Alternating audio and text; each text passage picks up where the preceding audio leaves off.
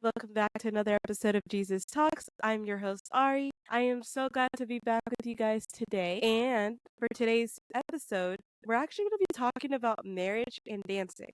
And so before anybody comes at me, I know I'm not married, which is why I have a very special guest with us today. I want to introduce you guys to a really good friend of mine. His name is Oscar. Oscar, thank you so much for being with us here today. Oh, thank you for inviting me and having me here. Appreciate it a lot. I am very excited because we're going to be talking about marriage and dancing, and we're going to talk about how it relates to the faith and how they just connect with each other. And I think Oscar is a great person actually to speak about that because he's actually married himself. So why don't we just go ahead and dive into today's episode? Oscar, go ahead and How are speak. you? Thank you so much. Yes. So I have a ministry that started a long time ago and I got this calling. But right now there's a specific area where God wants me to go, and this is my ministry. So I can explain the Catholic faith through dancing, but I am focusing on marriage. Now, how that goes about, I use it for preparing, enriching, and repairing marriage. Now, the way I go about or why how it came to be, because the way I see the Bible, it's just about marriage in itself. Start with Adam and Eve, first marriage, and then the plan, how it came to be. Then we go into the Old Testament. The whole Old Testament is about God coming into Israel, say, "Hey, come to me." This is how he's pursuing Israel to guide them and going through this connection of loving them. Finally, Jesus comes, and his first miracle happens in a wedding, and it's kind of through marriage. And then he finishes, and he's on the cross. He goes into saying, "Yeah, woman is your son," and he becomes, giving us this marriage family. And then we see in Revelation that is Jesus and the church marriage. So for me, the Bible can be explained about marriage. What is all this about? No greater love than to give your life for someone else. So in your Marriage. in your own words, how would you define marriage? Because obviously the world looks at it differently than what we look at it as Catholics. hmm Well, yeah, that's then we can go more with what the catechism defines marriage and this, but kind of like what for me and the whole purpose is is the union of two free wills, and then that's why I would like to emphasize the two free wills because there's another theory that I have of why the Catholic Church in greatness that they allow the Thomism of free will and Molinism free will, and that's why for me I like to put that idea of two free wills are joining together to sainthood because they want to go joining together. They want to do this procreation and creating a family and following the commandment of God. But there's just two people under free will joining together, going to marriage. Now there's these two people. It does, as actually the Bible says, man and a woman, but for the purpose of coming and joining to help each other to go to heaven. That's the purpose of what I see. That is the calling that I have. That a man and a woman, they are searching for God, and God has called them through this sacrament, through marriage. Because then that's the goal. It's like, okay, well, do I have to be married? No, you can have secret life or you have marriage. But there's very few that are like, okay, I'm not in both of them. So where do I go? Like, okay, you still have the vocation, but then your vocation is through here. But it's not an escape goal. Like, okay, I'm afraid of the religious life, but I give up on finding that special one. You see, there's a difference between giving up on this. I'm scared of this, so I'm going to choose the middle because I don't want to confront either one. So it's not that calling to be single and not in those areas. It's not a scapegoat, but it's a really, really rare one. But it actually does happen, but it's really rare. And making sure, trying to understand like where you are at, that you're not afraid of one and you're not escaping or giving up on the other one. Because I think there's one Mother Teresa Calcutta. There was one woman that wanted to join her ministry, and Mother Teresa Calcutta was like, hey, I can't. There's some. She gave more explanation why she was not allowed to join her ministry. So this lady was like, oh, my heart is broken. But like, no, you can still be a warrior for us. And then she said, that lady says later on, Mother Teresa called her like, now I need you. Oh, do I join in the ministry? Like, no. I need you to be praying for us. And then it goes into how her story goes about. That her calling was, yes, to be in the single life, not in the vocation of the nuns, even though she tried. It was on the single life, but she was needed to be on prayer for her ministry of Mother Teresa Calcutta. So she kind of wrote to that book, like that. But you can kind of tell, you see that there was like she wanted to join it. She was like, no, no. Now actually, this is your task as a single life. You still have to work for the kingdom of God. And then she started. She was a prayer warrior for Mother Teresa. Yeah, because I think a lot of us think that, especially when it comes to like single people, we all seem to have the mentality. It's like we have to get married. We have to. But it's like we don't need to get married. Like, and that's one of the things I tell people. It's like you don't need to get married. I'm like, obviously, if you're called to marriage, like yes, that's beautiful, but you don't need to rush into it. You know. Hmm. And then not only that, I'm like some people are like what you said. They're called to the single life. They're not called to be married, which is some of them are called to be priests or friars or sisters, and some of them are just called just to be single, you know. Yeah, but they do want to say that's where like all three vocations they're called, like you said, but that means that they also really need to have to look in what is God calling me. Yes, if it is on this one, I still have to do a lot of working. I have to do a lot of preparation. I still have to do, and I can still doing it right now. So It's what do you not. mean by preparation? Thank you. Preparing for what? Thank you. Now we can go into my marriage ministry. It's remember I said it's preparing, enriching, and repairing. So right now you're asking about preparation. What it is. So my ministry. I'm not sure if you want to go more to the story, but actually the actual facts right now, we can go more into the actual facts. So what do you mean by preparations? Okay, okay, well, if you're single, there are certain areas you need to be working on. You have to be working on your mind, you have to be working on your person, and you have to be working on your spiritual part. So this is the areas that you still need to be working in. And then God will be actually exploring, and there was another podcast where I talk about that different areas that you should be working on. Like you should be working on yourself, a friendship, because that's something like, okay, I don't have a really true good friend. Like, hey, it's okay. Well, that's something that you area need to working on. Another person, if you're seriously thinking you're not for the marriage life, right? A friendship. Everybody needs friendship. Or maybe being open to somebody. Like maybe I do need to find someone. But okay, well, prepare for that, and then get to know yourself. What is it that you want? What is it that you really truly want? And don't be naive and be like, okay, I'm a holy person and I don't care about their looks. I just their soul. Their soul is the most important. And I will say, not really. We are humans. We are humans. We do have a particular desires. We do have a particular this, and that's the part where I'm saying, be honest with yourself. Be preparing yourself. Because there was one within my story. I was talking like I came to a priest saying, I am really, really afraid that I'm gonna be cheating on my wife. I'm really afraid of that. And then I can explain to him, like, hey, I am very charismatic. I'm not that handsome and everything like that, but I know I can meet girls because again, I like dancing. I have a good career. I have almost things I'm interested in. Some people call it interesting. Other people like it. I don't like anything about that. But I knew that I could actually meet a lot of girls and it would not be a problem. And they're like, and my dad was a womanizer. He kind of taught me how to be like, hey, are you having problems with girls? The odds are 100 to 1. You just need to ask 100 girls to meet the one. So ask 100 beautiful, gorgeous girls, and then you will have a beautiful, gorgeous girl because it's 100 to 1. You just need to ask 100 of them, and you will find the one. You see, like, kind of like this aspect. And so I kind of knew, and that's why I was scared. Like, I knew the game, and I'm scared of it. And then that's where the priests were like, okay, do you know that most people, when they come to marriage, they don't come like, okay, Father, I'm going to get married, and then in 7 years, I want to cheat on my wife. Nobody comes to marriage like that. Nobody. But it happens a lot. 50% within the Catholic faith. So what happened?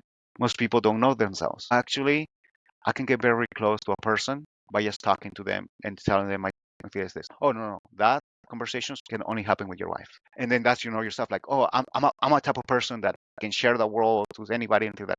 Okay, very careful.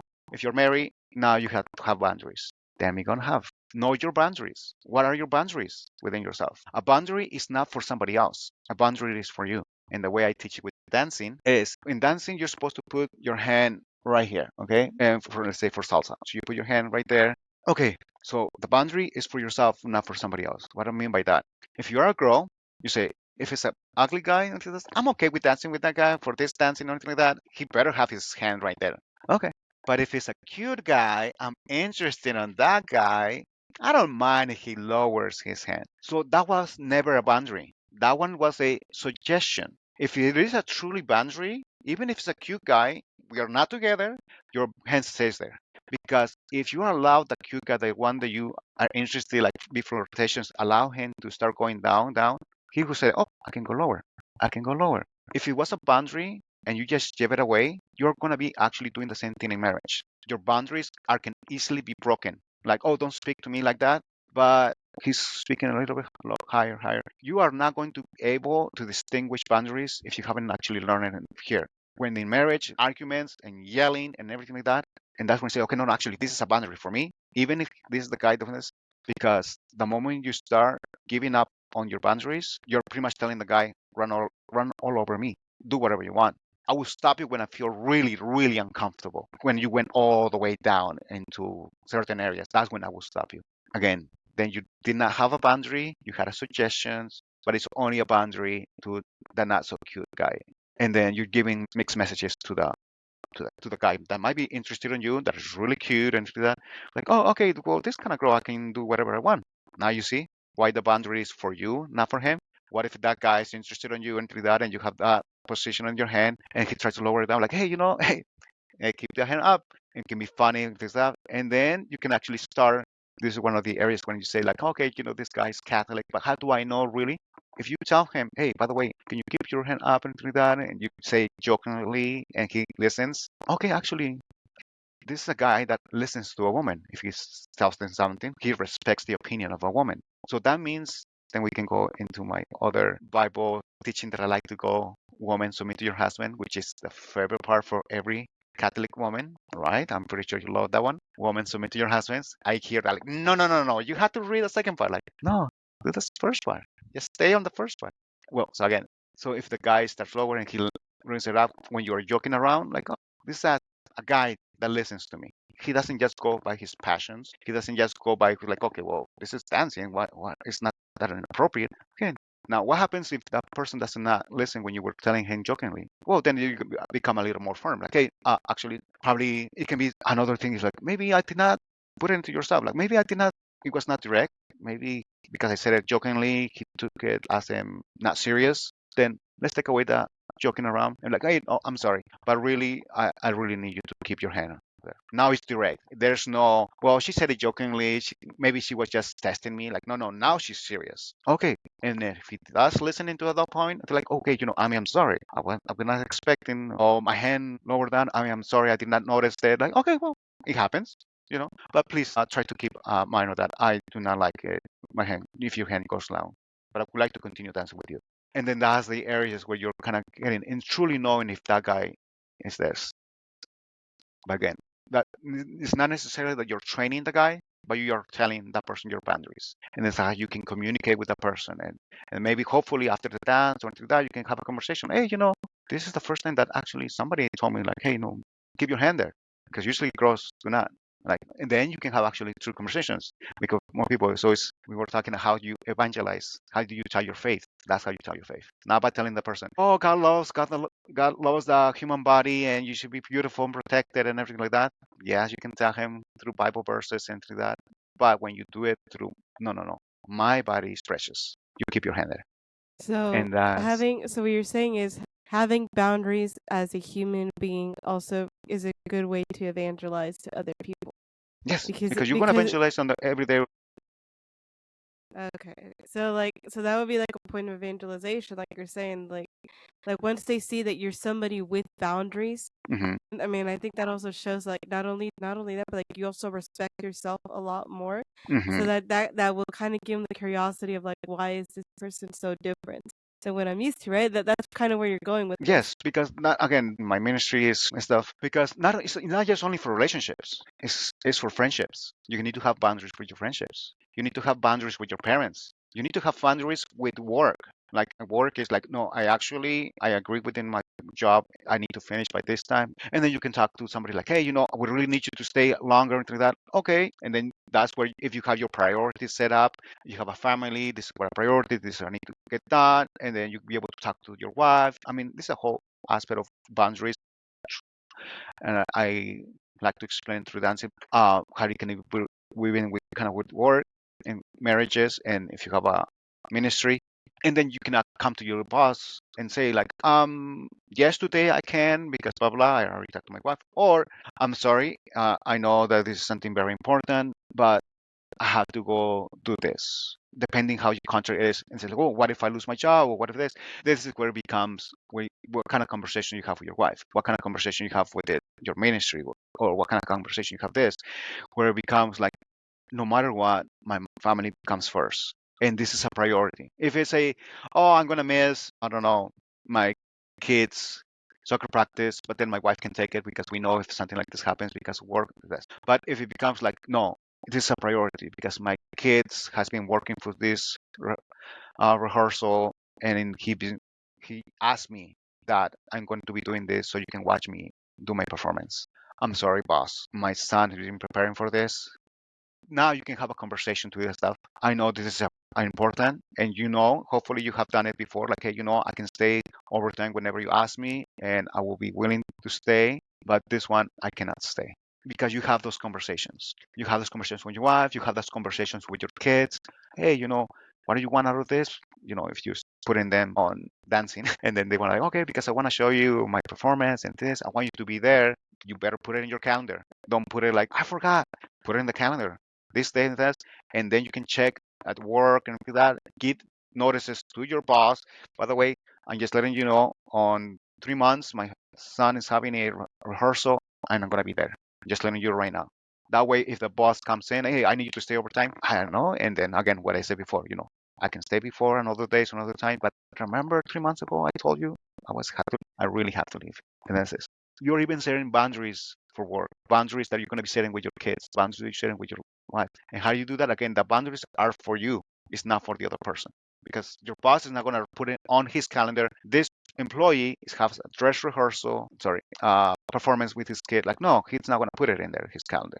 He's going to be worrying about his business, which is good. A business is for making profit. So it is up. The boundaries are set for you. So as a grow, again, I know I'm putting more into that, but the idea that boundaries are for you. And then boundaries count with consequences, not punishments, consequences. Because people say, oh, is it a punishment? Like, oh, no, no, no. Believe me, it's not a punishment at all. It's just a consequence. Because consequences can be happy. If you and me and you were dancing, we are properly stuff. I know I have a wife, you're single, and me and my wife, we are okay with us dancing with other people. We have boundaries, me and my wife. If I don't cross them and I do that stuff, she doesn't have to worry. Is he going to put his hand lower? Is he gonna dance close? Like, because some people say, "Oh, you teach bachata?" No, no, no. Bachata, that's from the devil. Okay? Because toes, and you're pretty much grinding and stuff. But then, why is it that my wife is okay with me dancing bachata? Oh, there's a proper way to dance bachata.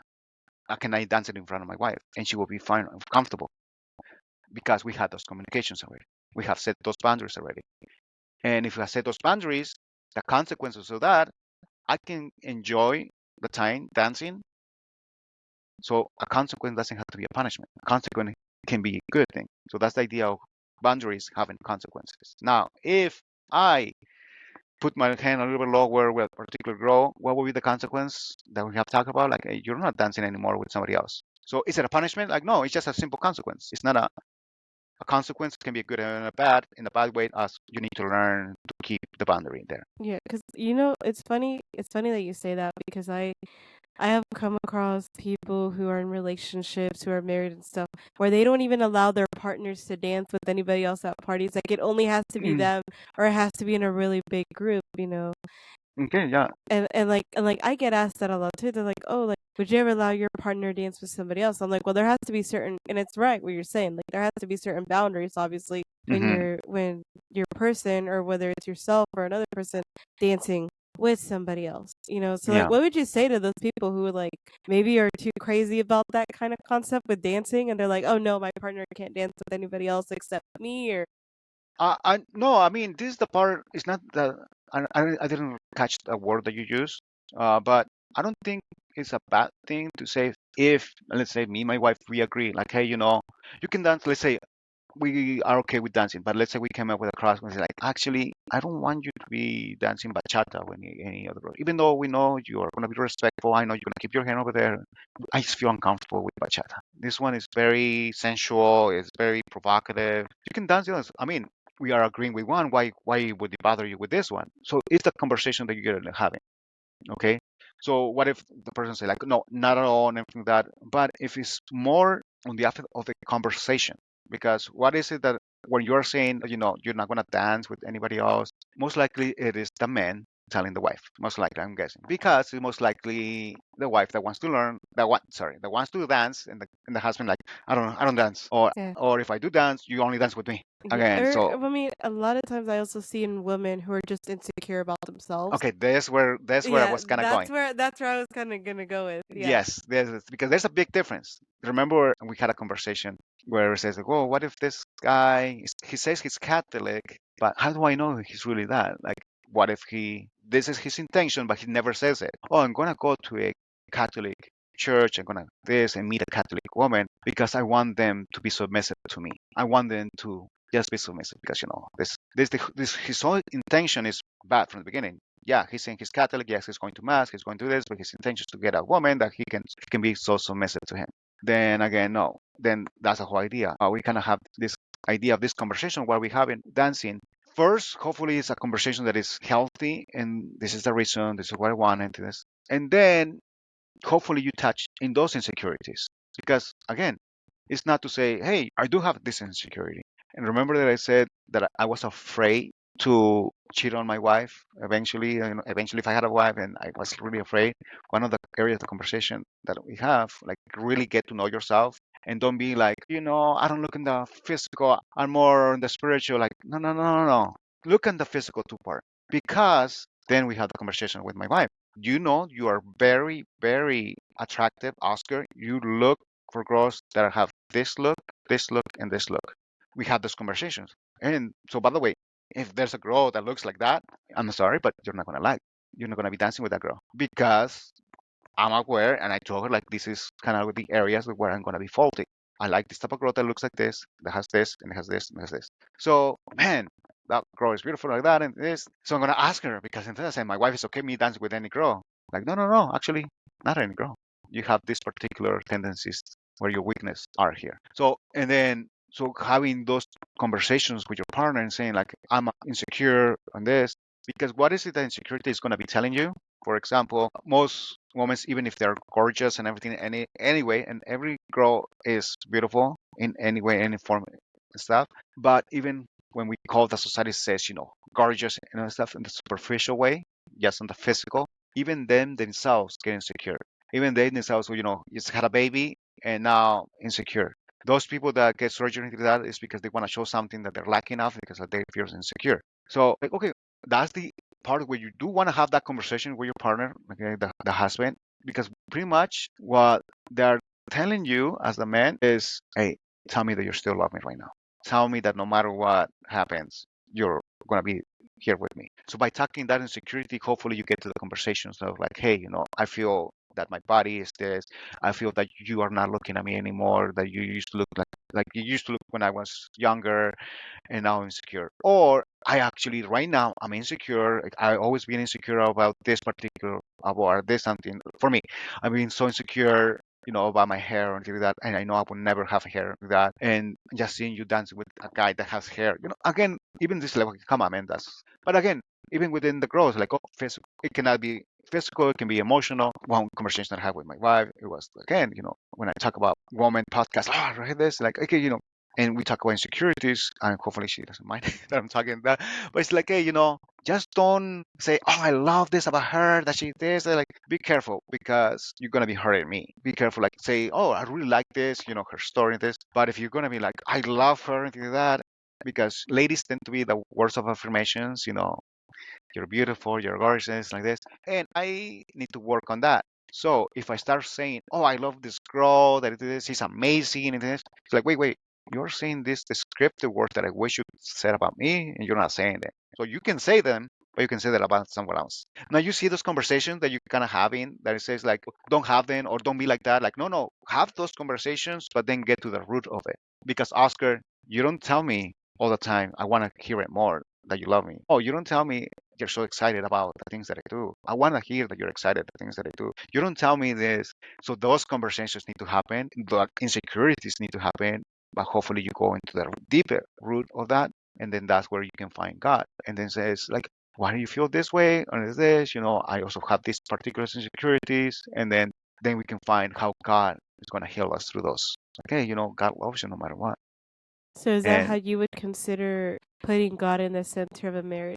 yes, I mean, everything is for me through that. Again, like I said to people, yeah, well, I haven't said it through here, but I will just go into woman submit to your husband, Okay, right? go ahead. I will go into that one because that's the one that kind of started it all. So most girls will be like, oh, no, no, no, but you have to read the second part. Like, no, no, no, forget the second part right now.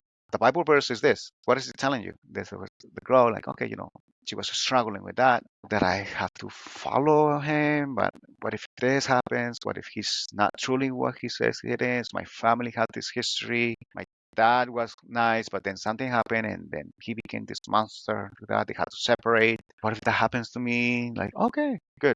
So you're afraid of what if this can happen? What's going on? And no, okay. You see, getting to the root of why you do not like this particular Bible verse, but it is true. Woman, submit to your husband, or woman, follow into that. Okay, then I go and say, okay, let's dance. I start teaching dancing. Let's put a salsa, the basic, the turn, and the crossbody lead. And then I go into asking them, okay, what did we do today? And then they start going into oh, we did the basic, we did this, we did the under and turn. What else? Oh, we did the crossbody lead. What else? Until I finally get them to say to the ladies, we follow the men. Okay, so did you enjoy it? Did you have fun? Like, yes, it was good. It was fun. Would you do it again? Yes. This. So you enjoyed it. You would like to do it again. And what you were saying, you were following.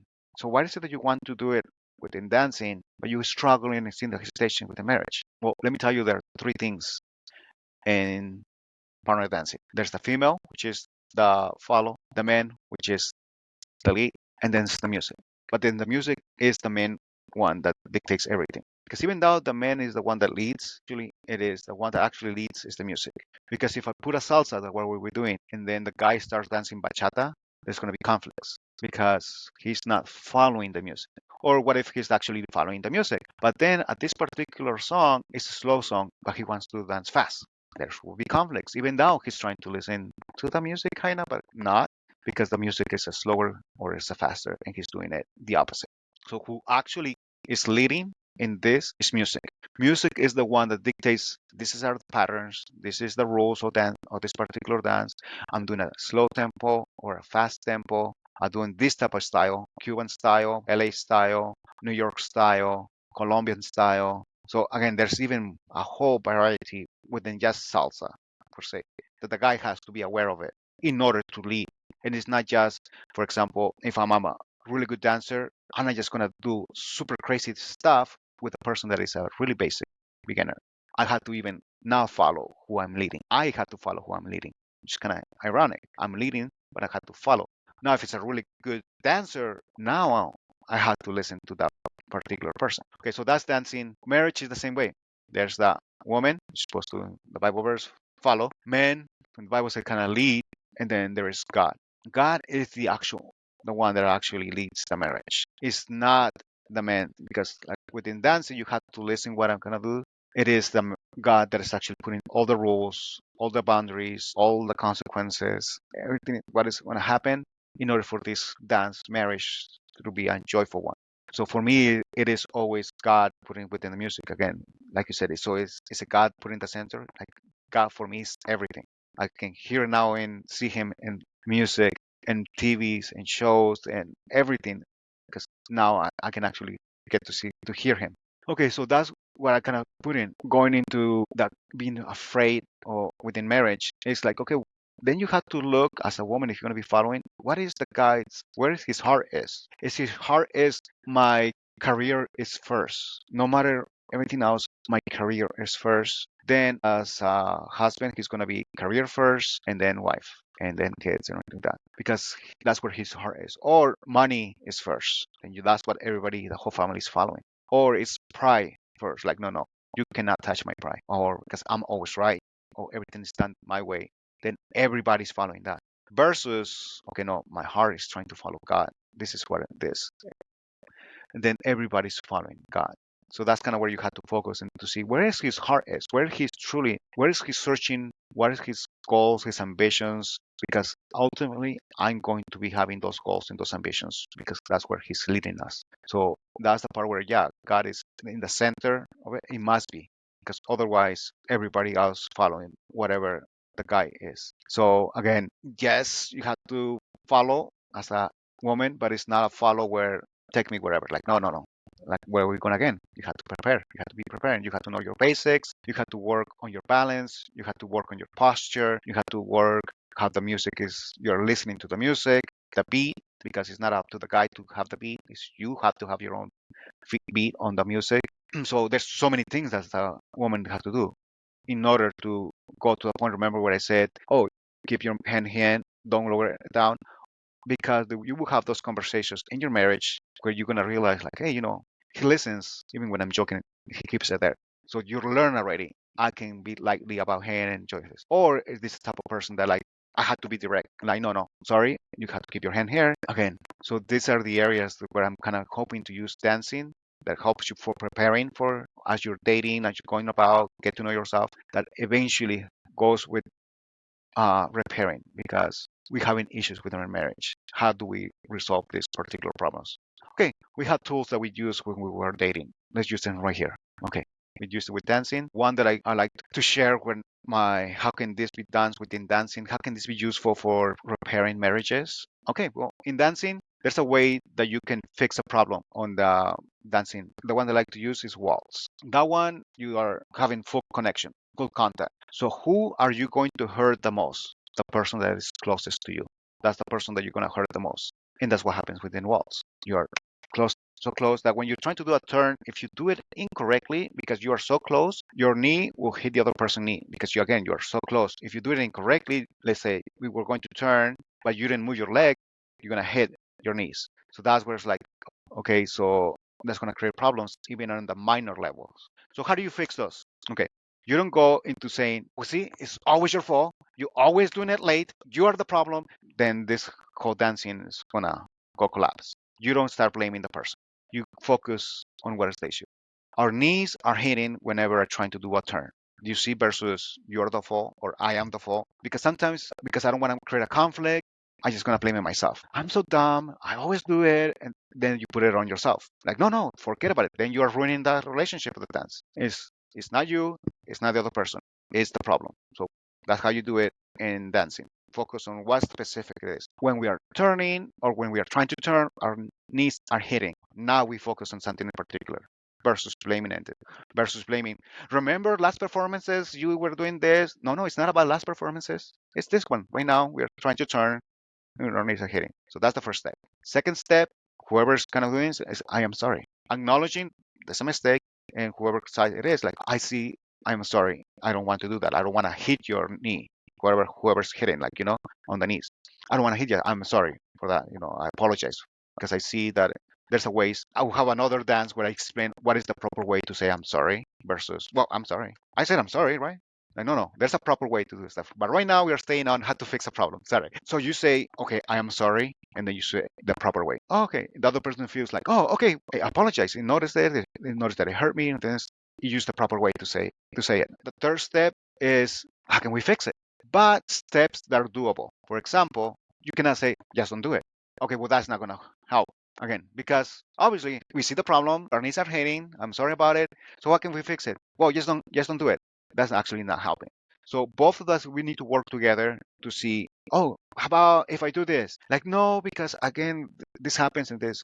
So we can try to get to the issue and how to actually resolve it. Like I see. Look, when I start raising my hand, I'm gonna do it maybe half a second before. When I start raising my hand, that's when you're gonna know that I'm turning, and then that way I can start moving my leg, and then you can start moving your knee. Would that help you? Would that help you if I start moving my hand? Like, oh yeah, yeah, actually that would be good because that would give me a time to realize that's what you're gonna be doing. Like, okay, do you agree with that? Like, yeah, I think that's gonna work. Let's try it. Let's practice it. And then the fourth one is, hey, be having, hey, will you forgive me for that? First you say I'm sorry on the second step. The fourth one is, will you forgive me for that? Okay, this is for dancing. How is this even apply for marriage? Well, the same way. Obviously, hopefully, people realize it when I started with saying, okay, you don't blame your husband. You're always doing this. You want to do this stuff, and you just start bringing issues from the previous fight. Then, because this particular conversation is going to go nowhere. So you're going like, okay, what happened today? Remember, you're late for church. Let's put it for church. Like you're late for church. You're putting your clothes and all that stuff. This bothers me. You seems that I don't get respect because I like to be on time. This so more like okay. So what is the problem? Not getting dressed on time so we can leave on time to go to church. Okay, that's the particular problem.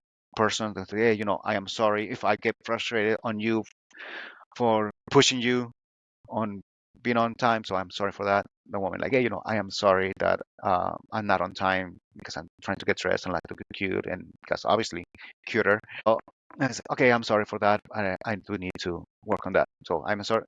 Acknowledge the particular problem. Both of you guys see where you guys might be faulting. And then the third one can be, by the way, how can we actually fix it? And then come with something realistic. Like, okay, well, just get ready on time. That's not going to fix the problem. That's when you can say, okay, how about this? How about we know we're going to be going to mass on Sunday? How about I know you like to change and everything. How about we do it on Saturday night where you and me we are trying to find out what's your best look, and then let's go about it. The night before we go like, no, that's not this, yes, and then I can even put my 2 cents on it. Like, no, I think those heels are good. We can go back to realize that the first outfit was the right one, and I don't have to get frustrated because now we have the actual event is going to happen tomorrow. Do you think that will help us? And she can be like, oh yes, no, maybe so. What if we do this? And then you can come up with a solution that works. That's doable. And then that way you can actually practice and then realize the only problem is we didn't think about makeup. Okay, well now we know we think about makeup. Areas, particular things that you might fail that you said, oh, actually it was successful. And then on the fourth step, but hey, I want you to know that I am. Will you forgive me? I know that you really want to be on time, and I know time for you is a priority, and that's I would like for you to forgive me for for not putting that attention into time. And the guy, hey, hopefully I know you really love how you look and do that dress. It's not vanity. It's just you really want to look beautiful to yourself. I apologize that I pressured you to come on, get ready. Will you forgive me for that? Can you use tools for dancing that can be done and used for marriage? And in this case, marriage reparation. So hopefully it makes sense what kind of my ministry it is. Like where I actually teach people dancing. I actually teach people how to do this. And this is what you can do in dancing. This with this. And I was like, well, what is this within the Bible? Well, the whole Bible it is placed into this because the Catholic faith, why is it that we marriage is all the way to death do us apart? So I mean, we are going this dance. Why do we want to fix this problem? Because I can easily, okay, I don't want to dance with you. Do you feel like within marriage today, do you feel like the biggest problem is communication? Because I noticed that like a lot of the points that you're making is like communicate, communicate, communicate. Thank you. Thank you. You say that because I love to say this because remember that I told you like don't tell me oh, God loves you. Like I hate that. Don't tell me that. Or read the Bible. Don't tell me that. I want to send this because I will get this particular. Hey, uh, the number one thing that will help any relationship, work. Because remember, I said you can have these communications with work. So work, friendships, any relationship. The number one thing that is gonna save it is communications. I'm like, great. Me and my wife have it down because when we had a problem, I would yell at her. She would yell back at me, and then I would yell back harder. I yell harder and I yell harder, and we were calling each other things. So we were communicating, right?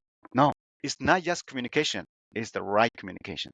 Effective Because communication no, no, but is what because yeah. that's what most people go leave it out there, and that's why I want my ministry to go bigger than just my parish. I wanted, and I kind of told you, I created an app. Well, not create an app. I need money. I don't know. We didn't go into my story, but now I know what God wants me to do, how, and what do I need, and because that's the most difficult for most people. Okay, so tell me what God wants out of you. What do you need? So the God can make that happen. And what are the steps to do it? I been praying and going throughout my story that was kind of skipped. Like I know where He wants me to do. I know the steps that I need to go through. So I do kind of create an app through a template, through images, and this is what I wanted to do that.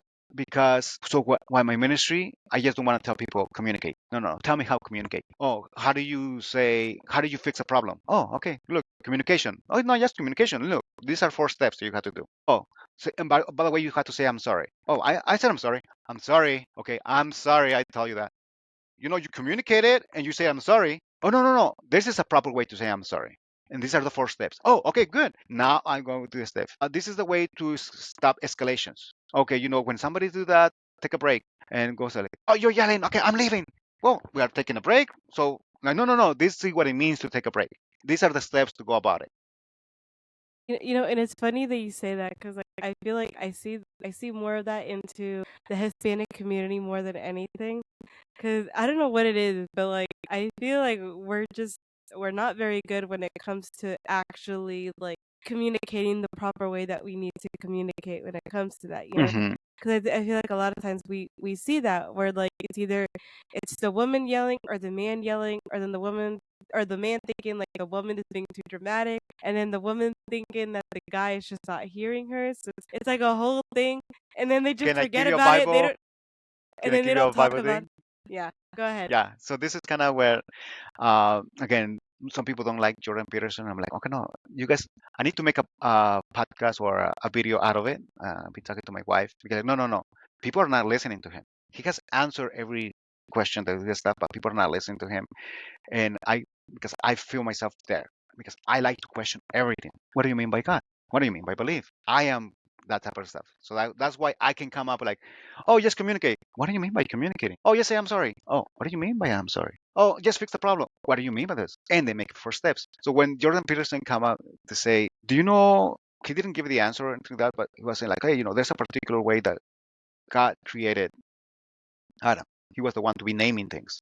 So hence this. And woman, kind of he says on Esther Canego, he says like, they have the helper warrior, but they also have the sixth sense to kind of know things, which you call it to be more dramatic or more emotional. No, it's not necessarily more dramatic or more emotional. We have through what God has created us, God has created us in 2 different realms. The man, the more logical things. That's why for me, it's like, tell me the 4 steps. Tell me the 3 steps. That's why on YouTube 10 steps to do this, 10 to the steps, and guys love it. I want a task get done. What was it the guy says? You're gonna name the animals. Oh, by the way, you're gonna work now, but the punishment was not the work; it was through your sweat now. So the work is something that we were built to do, but it's not through the sweat that we're gonna do that. So that's the painful part, the sweatness. But it was not the work. So guys want work. Guys want steps. So what happens with women is the women are not meant to be kind of like these are the steps, because the woman is like, no, no, no, don't fix the problem, listen to me, right? Don't fix the problem, listening to me. But actually, no, they do want the problem fixed. And it's really hard for the men because they do want to, because obviously, just think about it this, like, okay, my at work, this happened, that happened, and this, and then you're done. Okay, I listen. No, obviously not. It's not just listen to me then. Then there's something else. So because then the woman has this particular sixth sense into that can see something wrong, but they do not know how to put it together. And I think a lot of times we just want to hear, like we're expecting them to tell us what we want to hear. Like mhm. we're not actually like a lot of times we're not just looking for a solution. A lot of times we just want to let it out, but No, and yeah, like that's one part. because we know what this a lot of times we know what the solution is. We just don't want to do it, Yeah, and no, so and we that's need something we somebody want to, to. like you say, you want to let it out, need somebody to listen to us, and then that becomes like, okay, John Shapiro, I heard the first time I heard was from John Shapiro say like, hey, you have this conversation with your wife, say like, hey, is this a particular conversation where you want a solution, or is this a particular conversation where you want me to listen to you? And then there's different mindsets for them to help the guy, like, oh, okay, it's more of a solution to that, still listen to me, or this is more a listen to me, keep in mind there might be a solution or something that she might have. But if it's on a time that I'm telling you this is a listen to me, but then you see a problem or anything like that, keep it within your mind and then bring it up another time. Which I have for dancing and my marriage things is you need to have times where you practice certain things. Like for dancing, okay, on Fridays we're gonna have practices or meetings about what are we working on this, and then with marriage the same thing. There are gonna be days where like, hey, how are we doing this, or what are we doing in this month, or what's going on. You have to have meetings for your marriage. You have to have meetings. How do you do it? Well, let me use dancing. How you set up. particular areas. So again, so woman is not necessarily emotional into that. They just have different callings for God, which is now going back within music and dancing. Women, because they're meant to just follow, meaning listening to God through the man. It's not that you're just following the guy. No, no, you're following God. So who, as a lady, who are you following? You're following God. Through the music, you can actually listen more because the man has to listen to the music, has to know the rules, has to know the tempo, the beat, and has to know the woman. Like, hey, is she's a good dancer or experienced dancer, beginner dancer, and experienced dancer, or in between. So the guy is focused on the task. The woman can listen to the music easily, so she can notice. I'm not sure what's going on. There's something different, something weird. We might be offbeat, and you might not know that that's what it is. But then you're like, hey, can we take a minute? I'm not sure what's going on, and can we talk about it into this? You are able to hear God through your because you are getting more emotional, meaning God attracts to the spiritual part. So women tend to be more spiritual. That's why women they say they have that bonding with their kids even after they are separated. They can still connect with them. Their connections continues even separated. When it's separated, meaning by when they're not inside their body. Because people say, oh yeah, obviously they have that connection because they share their body. Like no, that continues even after giving birth. There's still communication that cannot happen with the man. That there's a brain that's going on. Jordan Peterson helps with that information. This is like okay, that's the bonding. So the women have more this sixth sense. So because they're able to connect with the spiritual part easier with God. Men, we are more task oriented. So women tend to be more spiritual. I mean, tend to be again. So that's the areas where I can see it's not that women are more sentimental and let me just this and just want to no. They connect with God in that particular way. Men more task oriented. This needs to get done. This needs to get done. So So hopefully even like you said, even in a relationship with God, men need to be more like step by step kind of. Is that what you're more men again this is the tendency no that is it's not all, again this is what is it? I know that But some, this is yeah. but yeah no this is meant to be more task oriented. That's where for again for teenagers I want now my ministry also helps with these teenagers because tell teenagers also what do you want in your life. They think they know everything and this but then challenge them. Okay, what do you want in your life? What are your steps you're going to do and this and then you can actually see what it is. That's why I want to use also dancing into this because guys, we want to use our body. We are meant to use our body into that and to get a task done and be accomplished. That's why we like competition. That's why we like wrestling and this stuff because we want to use our bodies. So what if we use our bodies? It's challenging, and then again, that's why Zumba came about because Zumba is like, okay, let's use dancing to get fit. Well, that's because dancers that are professional dancers, if you see their bodies, their muscles are lean. So that's why they try to use Zumba. Like, oh, how is it that they do it? Okay, you can become a really strong person through dancing. Now you have to really work on your core, work on your arms, work on your legs, and through that. So guys, I would like to use dancing to do that. Give the men a task. Things. Become a leader does not mean that you're gonna be pushing or pulling your partner. No, you're gonna be making an invitation. You're gonna be making an invitation for your partner to accept it and to say, okay, I will follow you. So again, that's why now we're going into preparing. Why my marriage ministry is for preparing, because I believe even teenagers can be benefit from this. Being like self-respect and respecting the opposite sex. It can be man and woman again. Self-respect for myself and respecting. Then depression into that. Well, how you battle one of the ways to battle depression is activities, but also interacting with another person. Most people then we became so secluded, like well, then if you go to a social events, then you're interacting with other people. Then you start ringing, and hopefully, if they're taking my classes, okay, no, thank you for coming. Hearing for thank you. Hey, come as you are. I don't need you to be the best professional. I want you to be you and do the stuff. Then I will go. I had a question that I put for myself. Can I still listen to this song again? This on the roll, even though I'm getting closer. Like, okay, you like this particular hip hop, and I say I'm saying hip hop into this because my wife she grew up listening to Michael Jackson, so she learned how to do the moonwalk. So again, something out of the world. And then we started doing, okay, let's say we are in a religious life, salsa, Catholicism, right? So I'm teaching her the Catholic faith, but don't give up the moonwalk. Don't give up listening to Michael Jackson. Why? Because of this. Because God is, if you really love it for the pure senses, why should you love it? Well, how is it God calling you through there and that, and you got something out of it, the moonwalk? I don't want you to lose it that because you're coming to salsa, to the Catholic faith. I don't want you to lose what how God called you and you learn something out of it. What we're gonna be doing, we're gonna be using salsa steps, salsa rules, and the principles of that Catholic faith. Hopefully, I'm not mixing so many people. I'm mixing salsa and Catholic faith. And now that you have that, let's integrate that. Let's integrate the moonwalk. Look, we can do it here. After we do a cross body lead into a turn, let's do a moonwalk. And people are gonna be like, "What? You can do the moonwalk on salsa? Now tell me how can you evangelize people? Grab their attention. Like, oh, so you mean I don't have to give up what I like? I can still do it within. Yeah, you just need to see how it's gonna fit within the rules. Like, Isn't it? would you say that it goes for like all secular music, or would you say also we need to be cautious of No, no, certain you always have to songs? be cautious, even within. I would say because there's people that say that they hate it. Okay, the Mary, did you know? People hate that one, so should we be cautious about it? Even Mary, did you know? People hate it.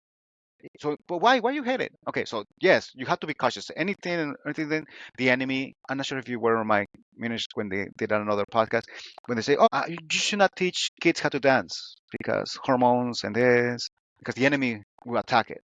So believe me, the enemy will attack anything that God created that is kind of through our benefit. So yes, you have to be cautious against. We are living in we are in a battle of spirituality too, and that one you don't see it, then you're getting run over by it if you're not working on it. Because I know a lot of people love like secular music and all that. And like for example, on me, like I would say I'm the kind of person that like even if I listen to secular music, a lot of times it doesn't have like a dirty message or it doesn't have Hmm. like an inappropriate message at all, you know. But like I know there's some hardcore Christians out there, which I know who you know who I'm talking about, who tend to say the opposite, and they're like, no, Yeah. like you have to listen to just this and this. But I mean, what would be your perspective on that? Like, obviously not to bash the other person, but like just Yeah, yeah, yeah. No, respectfully, like if that's what I somebody was gonna came say. to you, like especially like somebody came to you and was like, hey, like I listen to this kind of secular music where it's not promoting anything like bad, like it's not telling you you have to go do this or that, like how most songs are. You Hmm. know, like it's actually promoting like a positive message. Like, is that still appropriate to listen to, or would Okay. you suggest, hey, you know what, maybe try to cut that off, or Okay. No, this is. Uh, I will answer. This is why my wife hates it, and why I'm telling you I like to question everything. Then I will bring you a question to you, but I will answer your question. Is it wrong to kneel when you get the Eucharist and put it in your mouth, or is the other person is wrong because no, he's not kneeling and he's getting on his hand? And this is the part again. That was the question. Like, is that wrong? There's no, that one you should do that one because that's you should be kneeling. You should get it in your mouth. Stop doing this, standing up and in your hands. Again, now we are questioning even our spiritual part. Is that even wrong? Is this one right? Let's forget about the role and like this part because now again. So I'm not necessarily bashing into that because even kind of for me this is kind of where I've been praying and trying to see what is kind of calling in with my ministry. And this happened to me on the different styles of dancing. I was like, what are you trying to teach me with here? Well, it happened where this lady, when she would kneel down, she would get in her mouth, and then she would walk back doing this. For me, it just got me crazy. It got me crazy, and I was like, okay, I mean, she's trying too much. She's trying too much, and then I was like, wait, God is. I was asking like, what is these different styles of dancing? What? How can I put this into your ministry, God? And God said like, hey, we each. You don't tell your eye, I don't need you, my or the hand, because the eye doesn't tell the hand, I don't need you, or the hand doesn't tell your leg, I don't need you. We are different callings and tests, and we're gonna be acting. The way I'm gonna be using my eye is gonna be differently the way I'm gonna be using my hand. So this is again the styles on this. Now going to, with her, probably she actually has that spirituality that I don't have. So instead of me judging her, okay, you're being too much, and the proper way is just doing it this way. No, again, is maybe God is calling that particular person to be that. Hey, I have to cut off everything because God is calling me into this, and it's great and things like that. Now, putting into the other perspective is I don't like Bad Bunny. I think that's his name. Bad Bunny, singers and this yes, that. yeah. Okay, but he did a salsa. He did a salsa song, and I'm like, I hate you, but I like the song. And on that particular song, again, now where are we going?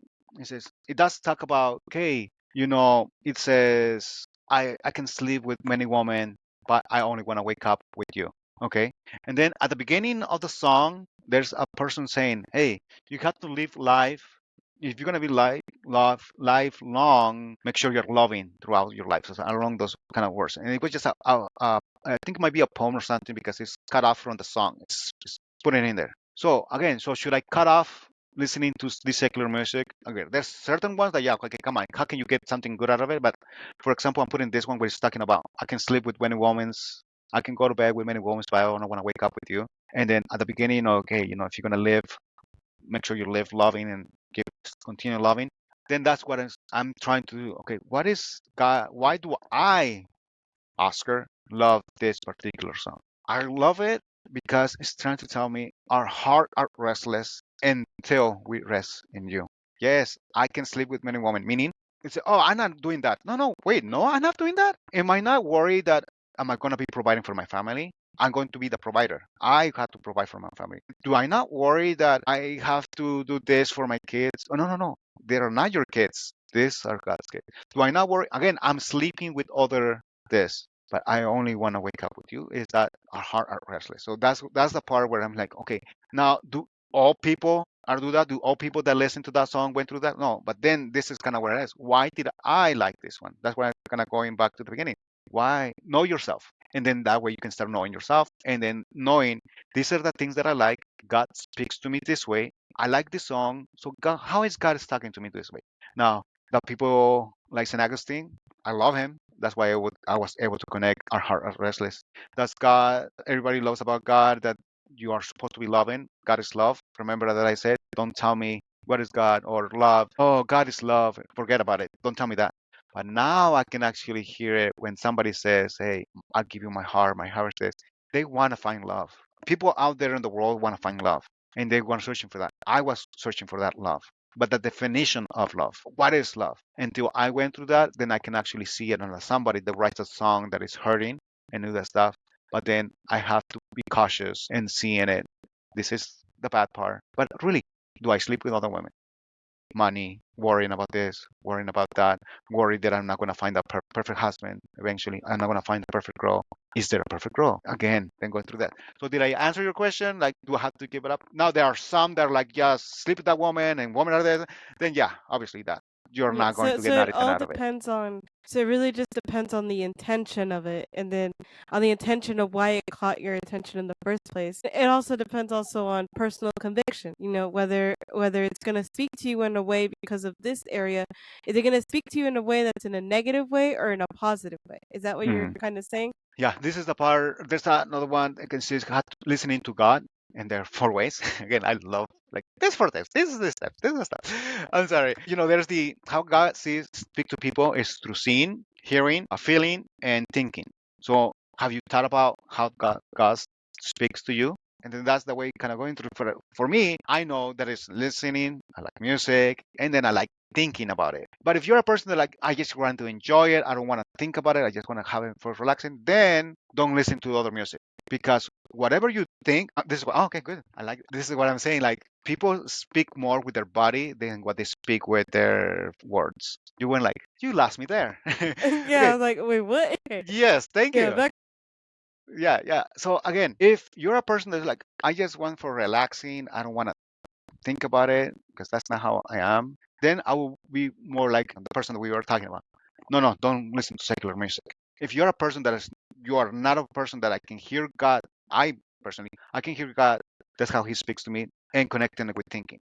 That's what I like. I love that. I see it and then I connect it to thinking also. So there's God speak to you through the four areas, but there are areas that you're more strong on. Okay.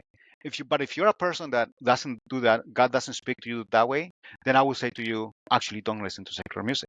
Because whatever you think, whatever you hear or see, it creates a thought. If I tell you think about an elephant or don't think about an elephant, you start thinking about an elephant or opposite, right? Then whatever you're thinking creates an emotion. Your emotions creates an action. Your actions creates a pattern. Your patterns creates a habit, and your habit creates your character. And it Oh, all that's really good. all started what you were thinking or what you were seeing. Now, me personally, that's what I'm kind of saying. I love to hear God through my eyes and through my ears, but I had to connect it to my mind. And okay, how can I see God through here? Why is this? Why I love this song? What is one to this? Now there's some certain song that I would say like, no, no, don't even listen to that one again. But if God is actually calling you, meaning, why do you love it? So it's not just the intention, because there's a phrase is the road to hell is paved with good intentions. I had the good intentions, like no, believe me, no, no, no. I'm gonna be aware. I wanna listen to the secular music. Then remember what you think, what you see, what you hear, create things, emotions, actions, patterns. You have it, create your character. So be aware of that. If you don't want to do this, I want to think about how God is calling me through this, how this connects with the Catholic faith and this. If you don't want to do that, okay, it's okay. Then go and start cutting off that part. So get to know yourself and be know like, oh yeah, I'm going to do it, but you don't do it, then you're lying to yourself. I know there's a lot of people that like not only through music, but I know, for example, for me, like I Hmm. feel like he speaks to me a lot when I either when I watch certain shows or when I watch certain. I'm a really huge sucker for podcasts. It's just really, you know, Listening, listening. yeah, yeah. Like I love listening to podcasts, and like it doesn't matter whether it's like secular, if it's Hmm. Christian wise, like Yeah. it doesn't matter, but I'm always pulling something from that. So I feel like it's starting to click for me into why I like certain podcasts a lot. Because the way that you said it, like it creates it creates an emotion, it creates a thought at the end of the day of what you're Hmm. doing. So there are a lot of times where like if I listen to somebody like maybe sharing their story and let's say they're not a Christian, like Hmm. they're just sharing their story about life experiences. Like a lot of times I can pull out from that and be like, hey, like I went through that, you know. And so then it kind of makes me, and then obviously that creates a thought of thank you, Jesus, because you pulled me Hmm. out of that. Somebody else also went through that, and you pulled them out of that too. Hmm. So it's interesting the way that you're saying it. Like it makes perfect sense now. So Yeah. I Okay. I Well, I'm do. glad to do that stuff. But I guess that's this realization that hopefully you're saying, and hopefully I'm trying to transmit that the most important part is kind of knowing yourself, because God, trying to know how it's God's calling me, you know, because God does not want another Ariana. God created already another Ariana. God doesn't want this Oscar Gargallo, another. No, He created one already. But He's calling you, whoever's listening, whoever's watching, and He called you for a specific purpose. How do you know what is my purpose? Well, start searching what is it that you really, really love. What is that you're really, really passionate? And you start saying like, oh, okay, well, this is a pain thing. Like, no, for example, a computer person. I just really love computers. I don't know how can God use me, like, but I really love it.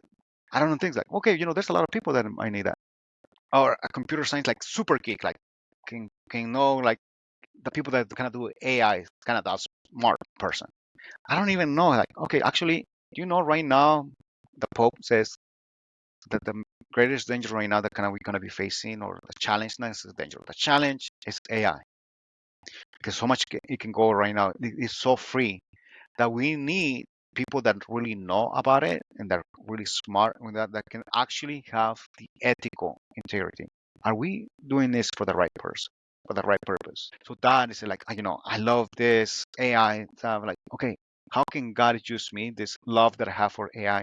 How can this I use it for the kingdom of God? I love it, and this is passionate. So anything that you can tell me this, you can use it. God's calling you, and you love it for a reason, because God is calling you through that. So you have to find it. You have to search for it, and then it's gonna be throughout your life. Because right now you said something I just want to point out. You said, "Oh, I like hearing that story that this other person and God pulls me through there."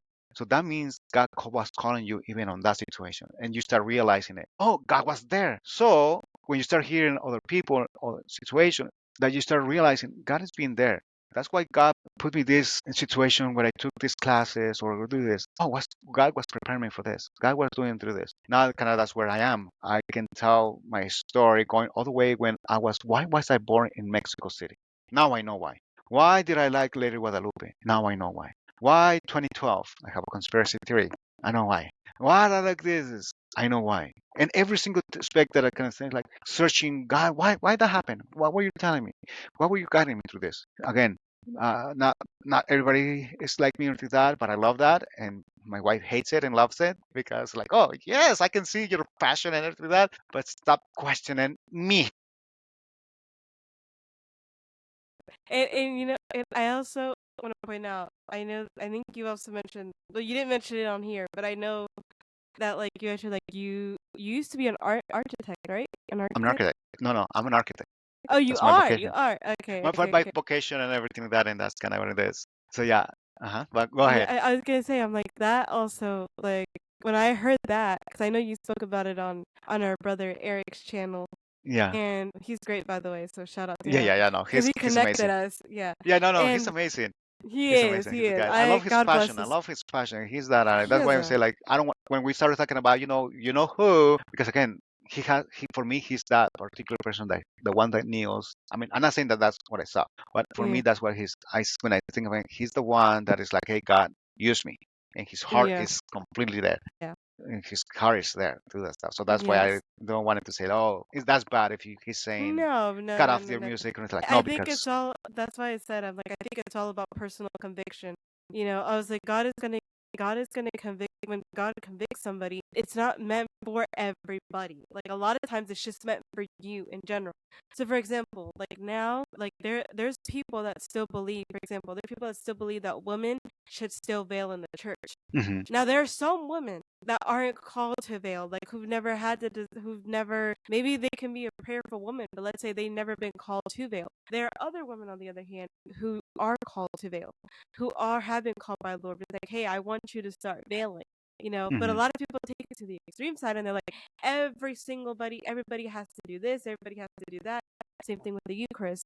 People complain about people taking it on the hands or taking it on the by our tongue. Hmm. And it's like that's a personal conviction. Obviously, the church approved already. They approved both of them already. Hmm. So that's another thing I tell them. I'm like, but it's a personal conviction. I'm like, if the Lord is calling you to kneel, it's calling you to not take it by the hand, then go ahead and do that. But it doesn't mean every single person needs to Hmm. do that. Unless it's Yeah. not, at least the way I see it, if it's not explicitly a sin, Hmm. I'm like, why are we so caught up into it? Yeah, yeah. Well, But for me, but I don't want to cut you off because you were talking about the architecture part and stuff like that. So I want to go back to that one because I wanted to let you finish what we were saying because I know I tend to steer conversation in a different direction.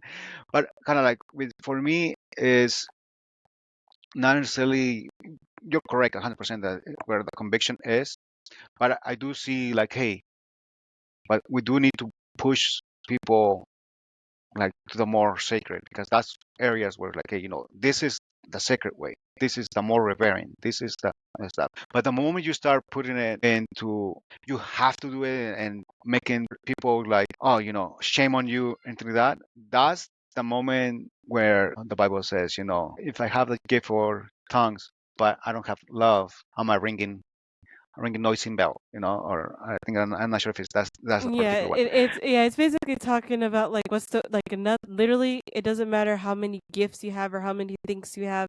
Like if it's not all done in love, then it's Hmm. useless. That's kind Yeah. of what it talks about. It's like it's useless. Like if you can So speak in tongues and prophesy, and you don't have any love in your heart, like So I'm going to make a comparison, one that is actually for sure that's a sin or not. So for example, if you say like, okay, should you have sex before marriage, even if you're engaged or not? Well, again, this is a clear cut one, but I said, well, if you are not there in your faith, anything like that, like, what's a particular conviction? It's like, no, no, you can kind of get it. Well, they are already kind of engaged or about to get married, so I don't think it would be so much of an issue. And this is kind of say like, I know this is a clear cut one, that's why I'm kind of using it. That no, no, actually, this is the right way. This is the other benefits. What you were telling that particular person, and I would say to me because I did not wait it, so that's what I'm kind of saying.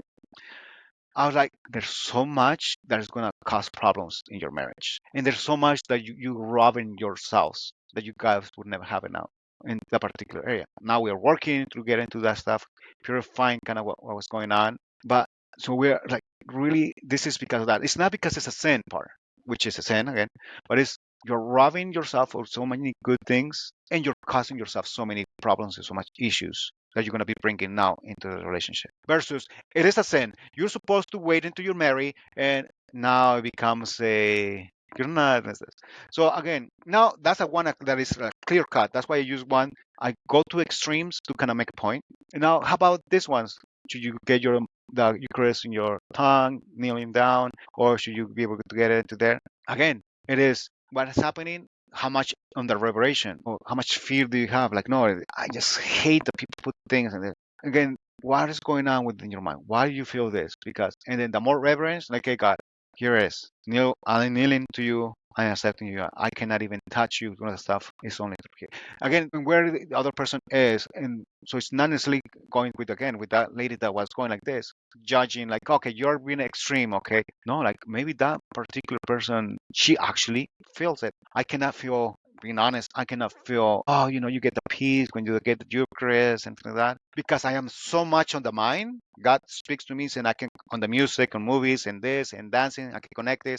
I'm so much in this that the feeling, I wish I had it with some people have, that they say, oh, I had that, I went to confession, I feel peace, that all my sins are forgiven, I feel light. I wish I can have that feeling of going to confession and feeling all the sins are washed away. I wish I had that feeling. I don't have it. I don't have it either. So And you're not so, the only one on the no, boat. no, no, that's what I'm saying. Like, people have this aspect, but there's some people that you tell them, like, I felt this way, that felt that, like, man, I never had that experience, but I'm glad.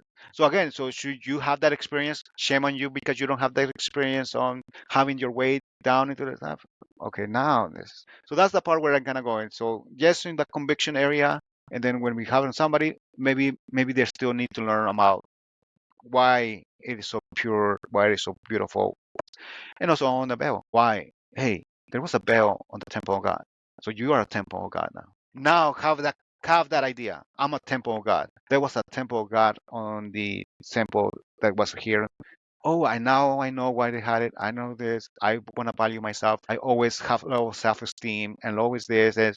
No, put a bell on yourself. You are so precious. You now having a different is versus telling somebody why you're not belling. You should be belling. You versus let me tell you the beauty of where the bell comes from.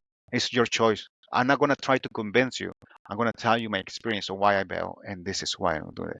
So now that's a different way to telling somebody consider Berlin. Again, consider. And let me tell you my story. Let me tell you what it is. Let me tell you how it has helped me in my faith. And what is it that you say you like about hearing other people? Their stories. We love stories. What is the Bible? A story. It's a love letter through a story. So we love stories. So tell your story. How this bell came to be. God called you or this stuff.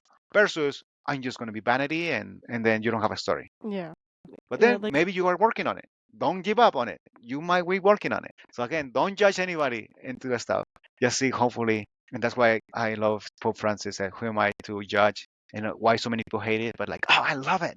To me, Pope Francis, I believe he was speaking to me so many times, and he has these letters that he has written and everything like that. I'm like, oh, I wish I can talk to Trent Horn because I know Trent Horn sometimes will be like, but what do you want? What do you this? Like, I can tell you. I can tell you. Let me talk to you. Because he is so conservative. Pope was so conservative. Like, he was iffy in here. Like, no, he was not being iffy.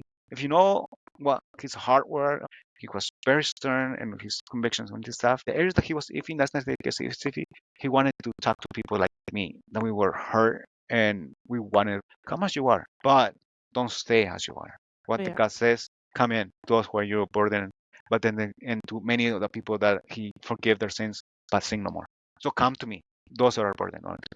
Yeah. But then he also said, I think sing he no more. promoted a lot of love, honestly, and I Yeah. think that's why a lot of people were really skeptical and stuff. But I mean, also a huge part of it is because of the language barrier. So like a lot of the stuff that he said was like a lot of stuff people were like, "What the heck?" But a lot of times it was just missed in translation, obviously because of the Translation, and language sometimes the thing. So media yeah, have and a then bias. yeah, and so like now that we have a new pope, Yeah. now it's like his words cannot be lost in translation because he speaks English, which I'm like, thank God, because that way the media can stop screwing up what he's trying to No, say. they're still going to do it. They're They're still still gonna gonna do do it. it, but it's gonna be a lot harder to do so because he speaks English. So it's like whatever Yeah. he says in English, it's gonna be the way that it is. Hmm. And I wanted to bring back on the topic of you being an architect because I feel like you're talking about like how God speaks to us, through the different ministries that we do, our different callings in life. So do you feel like because obviously God is the creator of the universe, do you feel like you working in that area, did you feel like you finally got to know like all these intricate little details? And did you ever wonder like, man, like is this how God must have or at least kind of think to yourself, is this what God must have felt? when he created us or when he created the universe, or did that never even cross your mind? No, what will come to my mind when you said that is Saint Augustine. Again, that will be another podcast that you haven't seen. But I always thought that where I was going to get my confirmation was going to be Saint Augustine because I love the guy and I feel one of my favorite quotes from him is like, "Yes, I'm going to be there with God, or I'm going to do your will, but not yet. I still want to have fun. I want to do my sin here." Because that was me. I felt the call, but I felt like giving up going to God was going to be giving all this fun stuff, or was going to give up loving woman, or like so. Call me, but not right now. So that I always thought St. Augustine was going to be, but then it became Juan Diego, but then that's another story. But what you tell me right now, so you thought about it, what came to my mind was St. Augustine saying, when he says, "Oh, I want to know about the Trinity."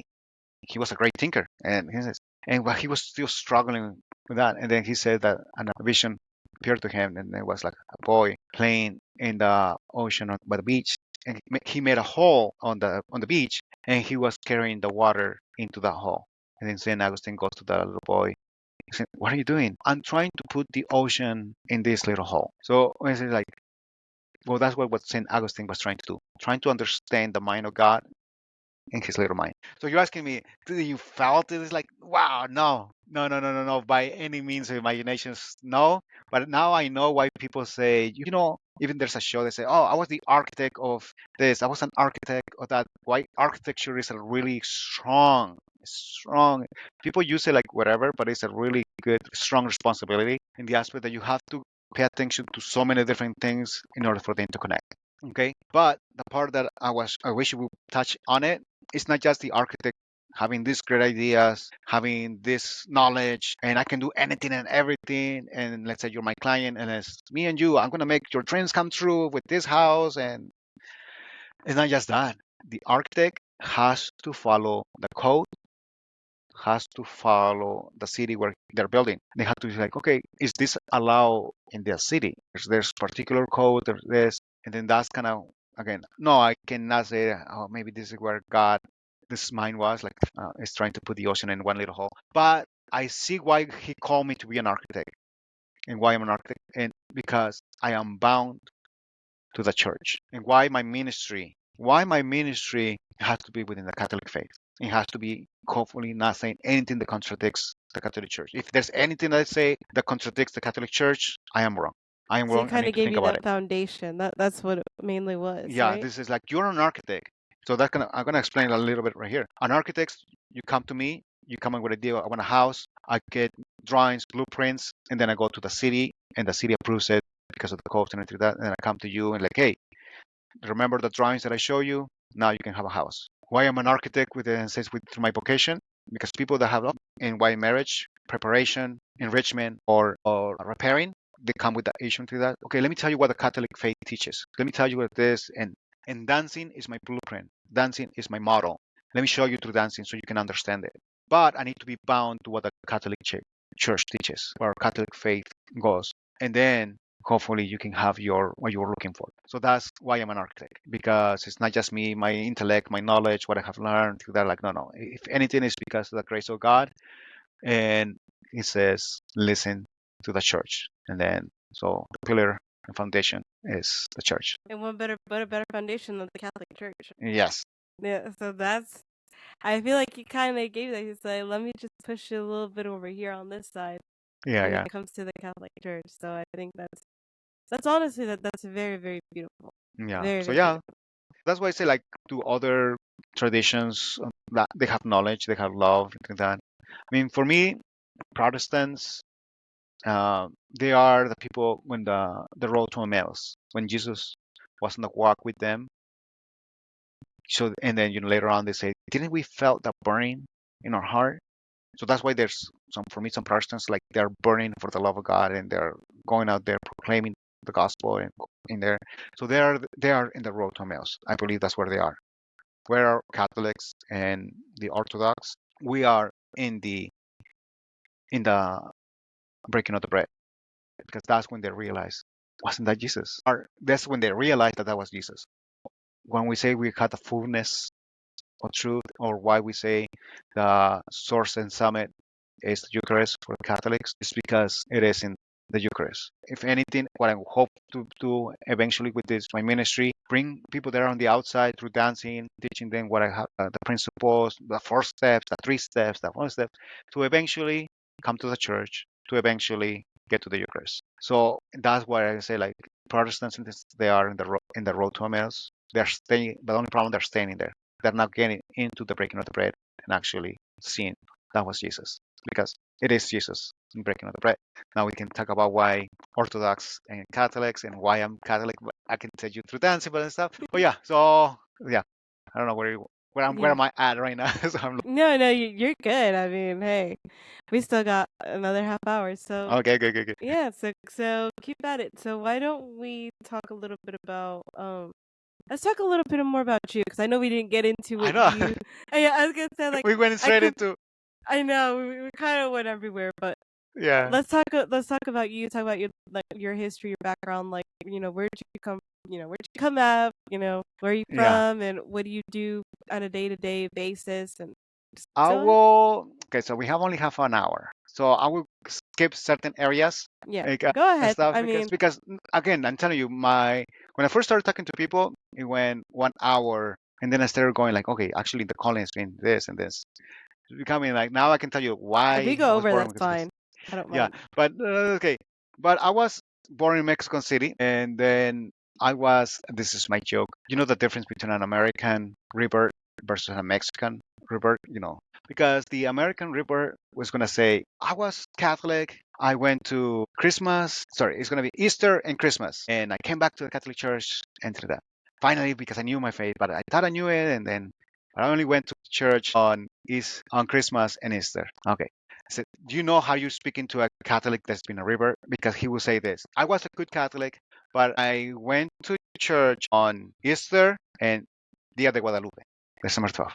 Because for us, that was like, yes, December, we don't give presents. We actually go to Mass. If we go to Mass, it will be at middle of the night. So how many people would like to go to the middle of the night? No, they just stay for the party that you have Noche Buena. We party, and then we forget to go to Mass, that we are supposed to be going to Mass.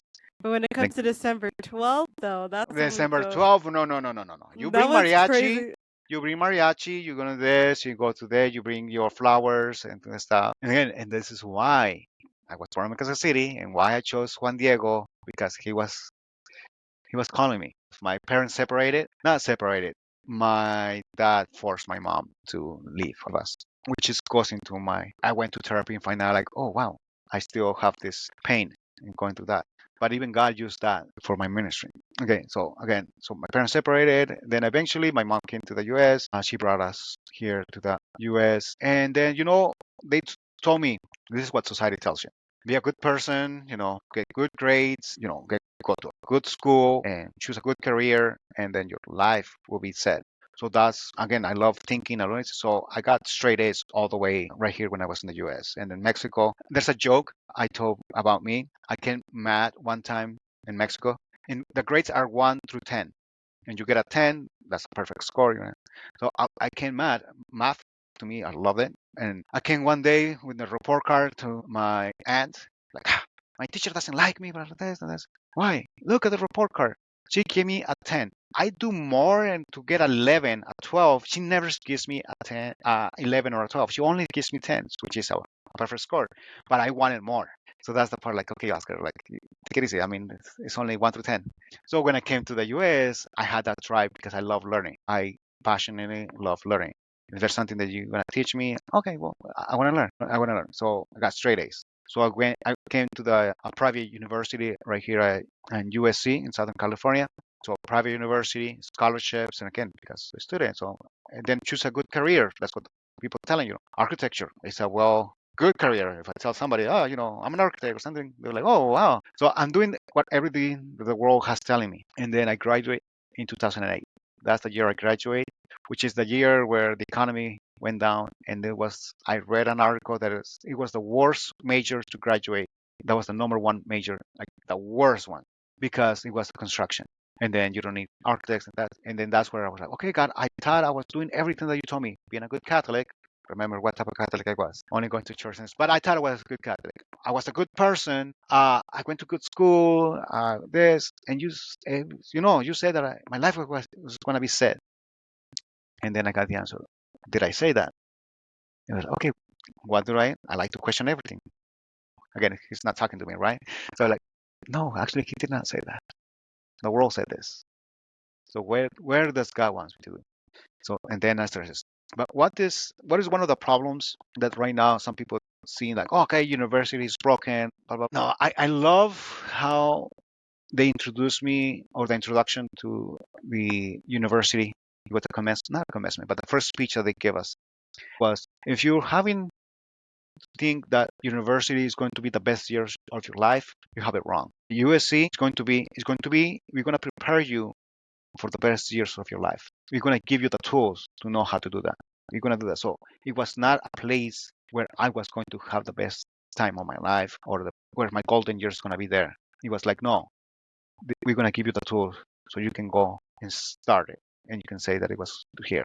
It was that. And then now when I went into the speech within the architecture program, they say like, oh, if you're here as an architect to become rich and famous, there's 2 exits on the back and 2 exits on the front. You can leave. You're not doing here to do that. You're here because you have a passion for architecture. So that's what I use into that. And again, why God is calling me through all the architecture, because I use the same thing. What I use in when I became an architect is what they teach you over there is to get as much information that you can, try to understand it, and then try to put it in your own words and try to come up with something. So that's what I was doing. Okay, why is God this? Why is God? So I started feeling God and searching for God and going in this journey of listening to God. I went to Spain, I went to Mexico, I went to Texas, and again, searching for God and that. And people were like, read your Bible. Forget about it. You're not listening to me. Oh, God loves you. Oh, forget about it. No, God loves you. We'll be later. Read your Bible. God's in everything in there. Like, okay, these are simple. I was searching for deeper. Okay, what does it mean by that? Searching and searching and searching. And then I came back to California. Came back again because again searching and still not finding. Came back to California and then having this fervor for learning more. I've been researching, reading articles. The popes write letters, anything that.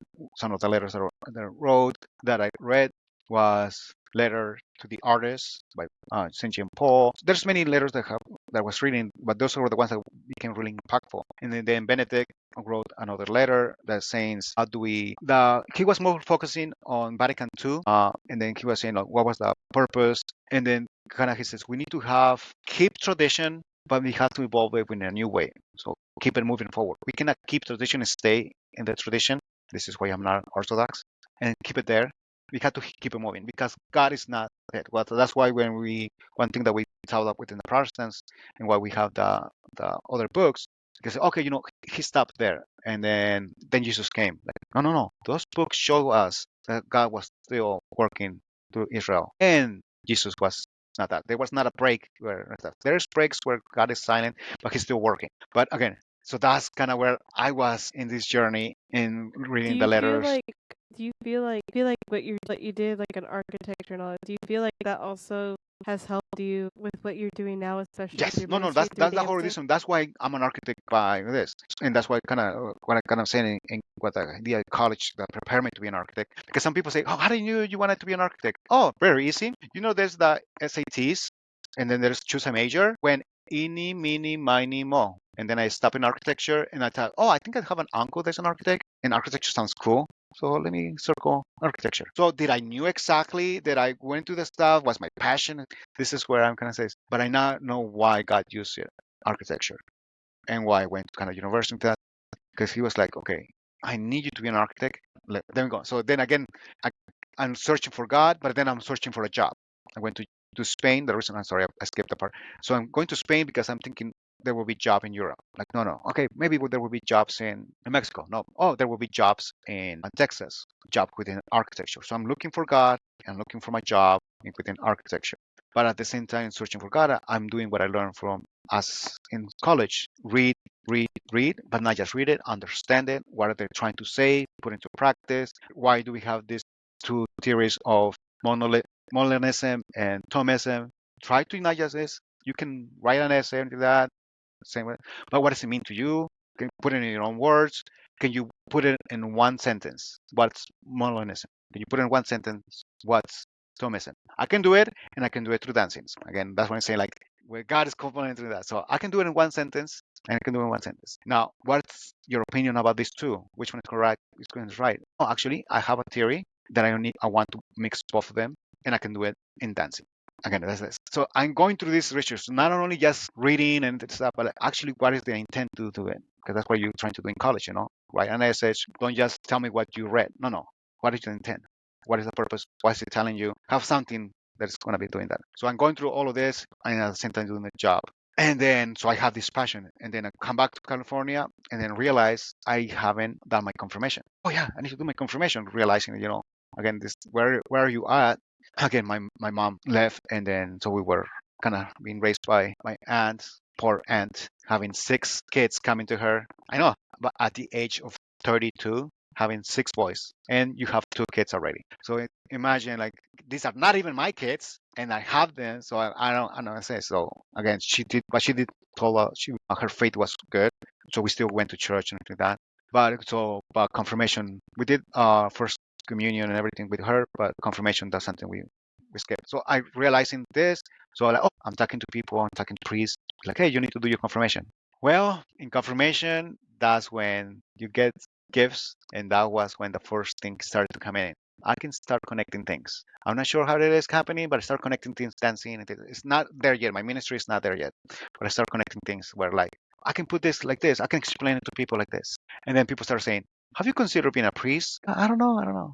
And then I meet again because I'm talking to different priests. And there's one priest that came from South America, so he's coming to give a speech. So everybody's, oh, he's really good. So I'm coming, and I hearing him, and he's like, I'm feeling like he's talking to me straight onto me, because that's why I can understand Pope Francis, and I can understand this priest, because he's talking of the pain that we have in Latin America. And I was like, he understands me. He knows I am from there. I am that. And then so he's telling people right here in the U.S., hey, remember your first love. Remember this, that you love this, you love the Virgin and things like that. So don't give up on this. And then I'm like, so I'm burning, and so I want to talk to him. And so I make the mistake, not necessarily a mistake, but just telling him, hey, I would like to talk to you. So a code, I want to talk to you, for then is like, oh, this person wants to have confession, this. But in my mind, I'm not saying that. In my mind, I'm like, I want to talk to you because I just had this burning in my heart. So he says, okay, let's meet up, and where he's staying, and then we start talking about my life all the way from Mexico, and telling again everything, and then in there, like, oh, and telling him how I feel sorry about this. That's the priest that I talked to him, telling him like I'm afraid of cheating eventually my future wife. So I'm telling all of this, and opening up my heart and everything, for what reason and everything. And then he says, oh, have you considered being a priest? This is my response, really quick, without thinking. Oh no, because I like women. So I giggle, saying, smacks me like, what? What do you mean you like women? That's why you don't want to be a priest. And then, well, I'm telling you, I don't want to cheat my wife. I really love growth. No, let me tell you, I still love growth, and I still have those temptations. Then he shows me to that, and then we go have these conversations, and then we go more on it. And then he's like, okay, we can see that, priesthood is not for you, but still keep searching for that. And then he says, oh, do you want to get your absolution of your sins? Like, what do you mean? Well, you pretty much give a sincere confession. That's what we want. Confession, like seeing it, knowing it, how you're going to be working on not to stumble again, and what you're trying to do. We have talk about it, what you should be thinking about it, how should you be doing it. So you say your sins, you're bad about it, and this is how you're thinking and fixing it. That's what we want in confession. Oh, okay. Well, I mean, I didn't came for that, but yeah, if I'm getting all my sins that I have never mentioned before, that never came to my mind, yeah, for sure, I wanted all my sins to be forgiven, even the ones that I never thought that I needed to be said. Okay, well, yeah. But then he gave me like, but keep searching. So I dig in more into it. And then I did my confirmation and everything. And then I go, this Father Manning, this is a priest that has a TV show that does the Bible and everything. So this priest is speaking to where the parish that I went to. And then he goes, hey, I go talk to him afterwards. And he's like, hey, if you consider being a priest? Like, no, I already talked to a priest. We have agreed that I don't think it's that.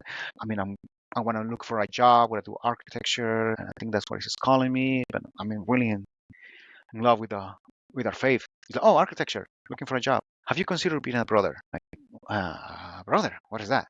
You use your career, but you use it for the church. Like, oh, okay, you got my attention there.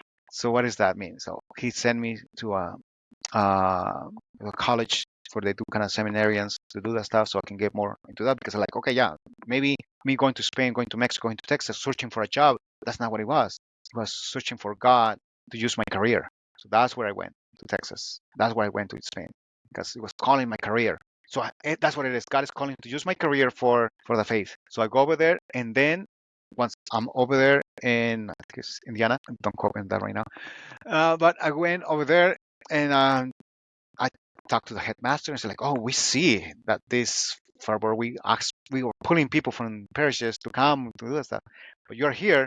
But we believe you need to go back to your parish, and then if after 2 years you decide to come, we're gonna accept you to because you still have to do your vows. You have to still continue.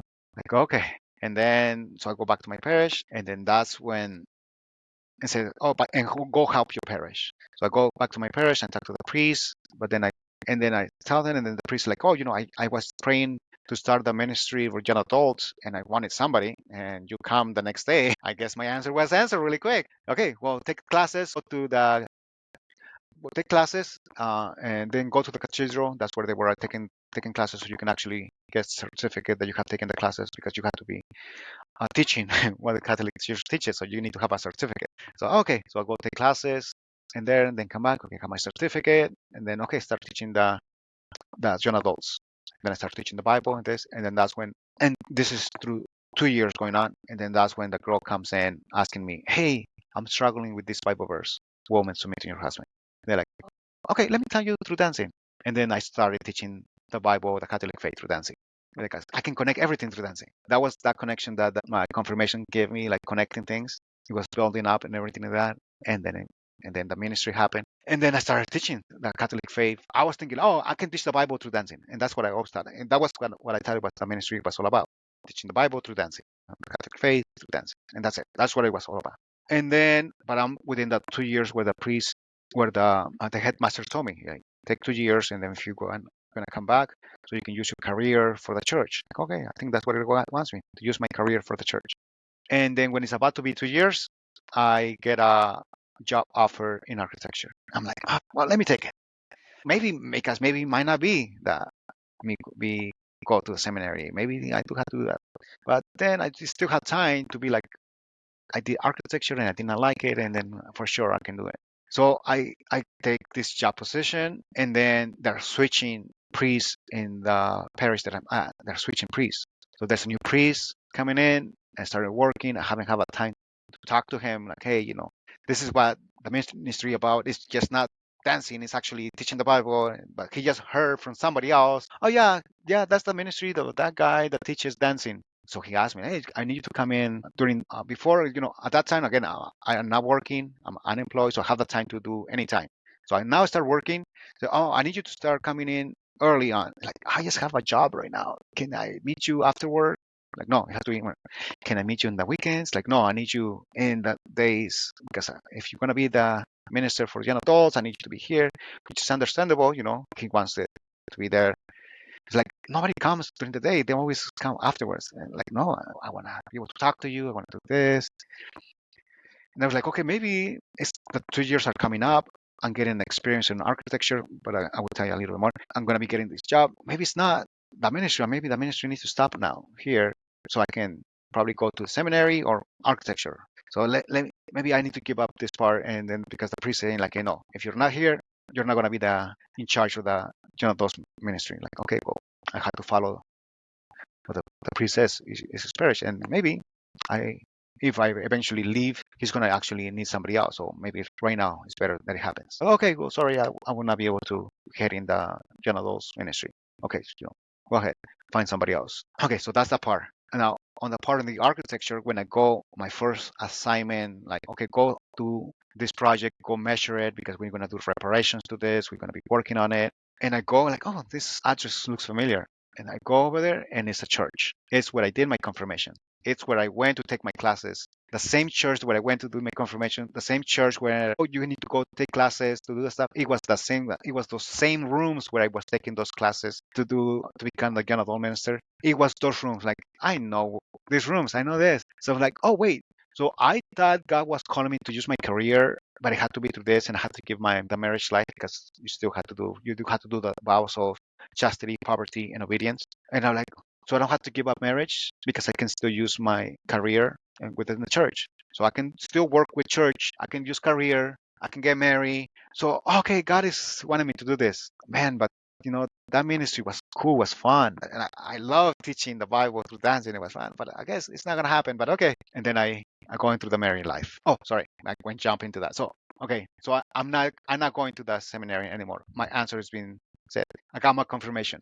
Funny because I went to that area, the same area where I got my confirmation and all that stuff. Like, okay, God wants me to do the married life. So when I'm there, I met at work, I met this beautiful lady, and it was through dancing that we connected, that we eventually got married. But I did not realize we were going to kind of another story, but she couldn't get married to me right away because she was married previously when she was a teenager, got a divorce and everything. Because actually, when I met her, she was going through that divorce, and we can go more into that story where she was finishing that divorce, meeting her, and so we knew that the divorce was done. So it's like, okay, we can get married. So we get married civilly. It's like, okay, now let's go get married to the church. And then they're like, oh, the question they ask you, have you been married before? And then, is that the person Catholic? So I like, no, never been married. My at that time fiance or wife, because we got married civilly, she was like, well, I got married once. I don't think he was, but let me double check. And it happens to be like, actually, he was Catholic. So now we had to go through annulment.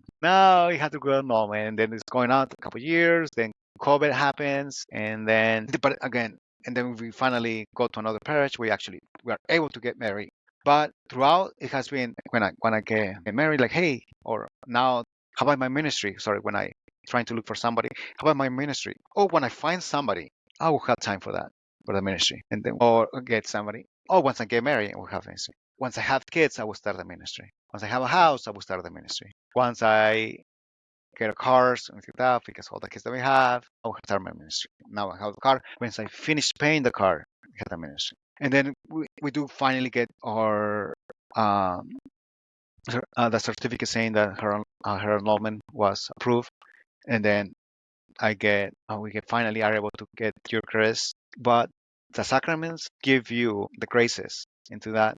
Then that calling, how about my ministry? How about my ministry was nonstop. Oh, I need to do this. I need to stop. And then it was like, okay, I'm going to start the ministry, but I need to save money because I'm telling you, I already kind of had an idea what I wanted. Like, okay, I know I'm going to need money to get cameras, I need money to do this, I need money to do that stuff because I'm going to do it kind of through YouTube or this. And then once we get married, people are talking to us and they're like, "Oh, Oscar, you have a talent. You can explain things like that." And then I start telling people, "Oh, yeah, back then I used to teach dancing, teach the Bible through dancing." And then the people in the parish like, "Hey, would you like to do it here?" Like, "Oh, okay. I mean, why not? And then I'm kind of trying to schedule things around, and then I make this prayer to God that be careful what you pray for. I said, "Okay, God, I'm gonna start this ministry. It's gonna be 3 months. I'm thinking it's gonna happen. This okay, 3 months. Careful what it is. I'm going to give my all. I'm going to give my all to this ministry. But if you stop it again, because again, what the priests are like, hey, I need you to do this stuff. If you stop it again, it's on you. But I'm gonna give my all. I'm gonna give my all. If you stop it again, it's on you because that's what you do not want this ministry to go and this. I mean, so let's make a deal. I give my all. If you stop it, that means I'm not supposed to be doing that. That's a Thursday night. Friday morning. Hey Oscar, can you come into the office? The economy is really bad. There are projects that are getting canceled. Hey, we try to keep as many people as possible, and I know it's 9 years, but we have to let you go. I'm like, okay, okay. So when I said I was gonna give my all God, do you mean 24/7? Did I say 24/7? I don't know, but I guess he took it literally. It was 24/7. I was like, okay, and I say 3 months. Okay, well, that was Friday. Saturday, we kind of started like, okay, we're gonna give you the chance to see if people are interested. Let's have this ministry Saturday. That's the first day. It was. So I get fired February 28th. I start my first class where they give me a chance to March 1st. I said to God 3 months. Okay. I did not say 2.5, 2 3/4. I said 3 months. I was specific to him, 3 months. So it starts March 31st. And as taking my dance classes and everything like that, and I'm telling you, okay, God, I say 3 months, I'm gonna give you my all, and everything that is kind of been going on, I'm analyzing everything, and then the Mary, I'm putting it into like, okay, why do you want me to do this, and how do you want me to do this, and then this is kind of how what I'm telling you. I have, I'm not sure if I even can share it, but I have even created an app because I can see like, oh, that's why now I know why the headmaster says we hear the calling, we need you to go back to your parish because they saw that was searching for a career and searching for God. And probably they were thinking he's escaping, trying to find a job, and coming to us is the safe way to not looking for a job. He can use it and do stuff. So let's put him back for 2 years. They never told me this. This is kind of me in these 2 months, sorry, 3 months. And it makes sense. And it makes sense. I think they knew that you had a much bigger calling than what you. Yeah, and again, that's what they say. Like, we don't not sure, those teachers say, we're not sure he is. So they kind of see like there's a fervor for her. Maybe he is escaping because I'm not the first one that goes into there like, oh, I have a girlfriend left me now, that means I'm going to be a priest. So they experience that a lot, so they know this is. So I'm not the only one, but I say like, but for you, we do think you have to go back because you want to come in, you want to come in. But now we do feel that you go again. So they knew that there was something calling, and they were like, maybe we need to put stuff. We had to send you back to test. Maybe are you escaping finding a job by coming to us? So let's It's funny. put it It's there. funny how the Lord didn't even give you not even like a full month to get an answer on. And when you had asked it kind of makes me laugh. I'm just like sometimes God has a sense of humor. You're like, if you do this and then this happens, then like that's when I'll know. And then He immediately doesn't even take that long to just be like, Yeah. Oh, okay. yeah, no. The next day he answered the prayer, and then in my prayer say 3 months. Well, okay, I haven't even do the stuff. And then we finally had that class, and okay, let's work it out. What days we can work on and do that. And then it says like, okay, and then we can have the last dance. We can be this day. It can be June. I think it was, what is it? June 7 or May 31st. What do you think would be best? Because we're scheduling classes. We don't want to put the whole year class. Like, let's break it down so that way we can come back. Like, okay, what did we learn? How this ministry is gonna work out? What would be the best way to act? So let's not do the whole thing. Like, let's break out. So you think June 7 or May 31st will be your last day? I'm thinking like, I cannot even choose it between June and May 31st. It has to be May 31st. Like, why? Prayer to God. I will give him 3 months. After those 3 months, I started on March 1st. May 31st, to that dot. It starts Friday, starts on a Saturday, my ministry, on a Saturday industry, because the month can start, it doesn't have to start on a Saturday, it can start on a Friday, it can start. But this particular year, this particular time, is on a Saturday, March 1st, Saturday, May 31st, Saturday, it's exactly 3 months. So I cannot even choose to be June, it has to be May 31st. That's the 3 months exactly to the dot. So it has to be May 31st. And through here, and I'm going to this, I'm going to other conferences that kind of people are talking about. I'm talking to, I'm not sure if I said it at the beginning or I guess when we were talking, the bishop, and then the third, the bishop, I got a chance to talk to him. He's the one that gives me permission to do this. And he's like, oh, there's, and then he has Dr. Mario. He's the one that is head of the parish, or more or less, in the everyday part.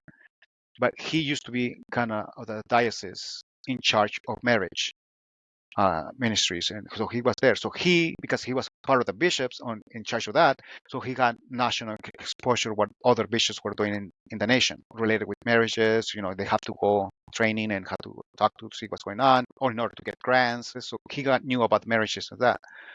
And so he also invited within these 3 months people talking about marriages. And then there was this couple that came to give a talk on how to prepare people to be ministers for marriages, how you can start a ministry, or how can you start groups, how can you start mentorships. So I get to talk to them, and I get to talk to this couple. And then she says like, hey, we've been all over the world. I mean, sorry, all over the US and talking about ministries.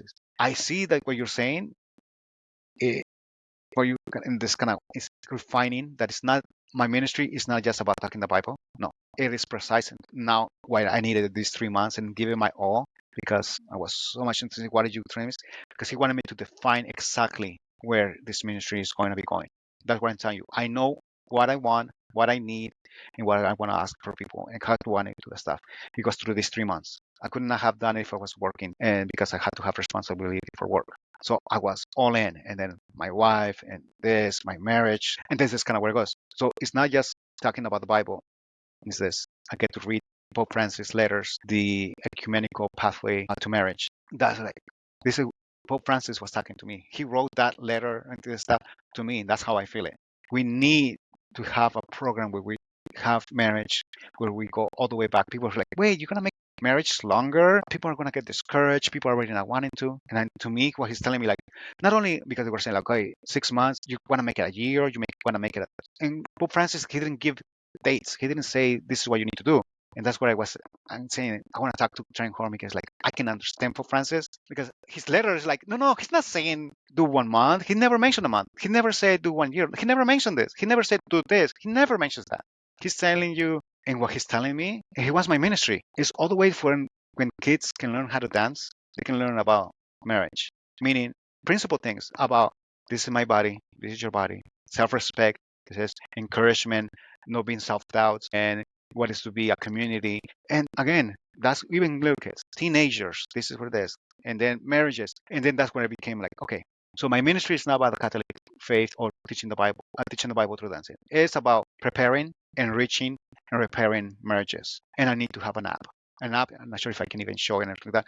And this kind of is going to be. And I have the app through images. Because so I use a template of an app. This is the areas, this is the videos, this is the questions. Again, 3 steps. And this is kind of why kind of waited for us for within my marriage, and why so gracefully waited for the convalidation to take longer, because you want to talk about marriage, you want to know somebody that has struggled a lot. I'm telling people there was this, my wife is going to become a saint, not because she's so holy or because I was, did I say I'm making my wife a saint, not because I'm teaching her about the faith or no, I'm making my wife a saint because I'm so bad. She's like, God is gonna be like, oh, you were married to Oscar? I am so sorry, I give you him. You become a saint right away. You don't need purgatory. You have purgatory with Oscar. And it was through all of that. It says, how do you say, the Bible? How do you answer this? What do you mean says communication is the answer? No, believe me, we were yelling at each other. It's not just communication. How do you say I am sorry? How do you say how we actually fix problems? How do we do this? God wanted me to like, hey, this is how the world is telling you. This is how I'm going to be telling you to do it. How to actually do it in this. So I'm going to create that app where people can learn how to dance and learn this, but I'm going to be teaching you, this is how you can fix this, or how you can prepare, how you can actually do that. If you're a single man, single lady, this is the areas you need to work on in dancing, because you need to work on dancing on your own. Oh, but by the way, that's going to help you for your marriage. Oh, but by That the was way, really good. That's really good. Oh my goodness. so this is that where my ministry is kind of where it is now. The 3 months, May 31st happened. Now again, I'm waiting for Pentecost. Now I need to go to confession before I need to go all my sacraments ready. I have all that stuff. I need to go to confession before Pentecost happens. I'm like, okay, I don't know, but I just have a feeling you have something for me on Pentecost, June 8th. Oh, by the way, something funny. It's my birthday. I was born on June 8th. Something is also burned on June 8th. Oh yeah, the church is burned. It's burned on June 8th. That's what we believe. That the birth of the Catholic Church is on June 8th. The Holy Spirit comes into the church. Because before they were afraid, and then now, look, they're all drunk and anything like that. And like, no, we're not drunk. It's the Holy Spirit in the stuff. What do people think about my ministry? Dancing? No. Dancing? How is that? Again, so that's why for me, like, something's going to happen. So I need to have make sure I have all my sacraments in order. I need to be working on it.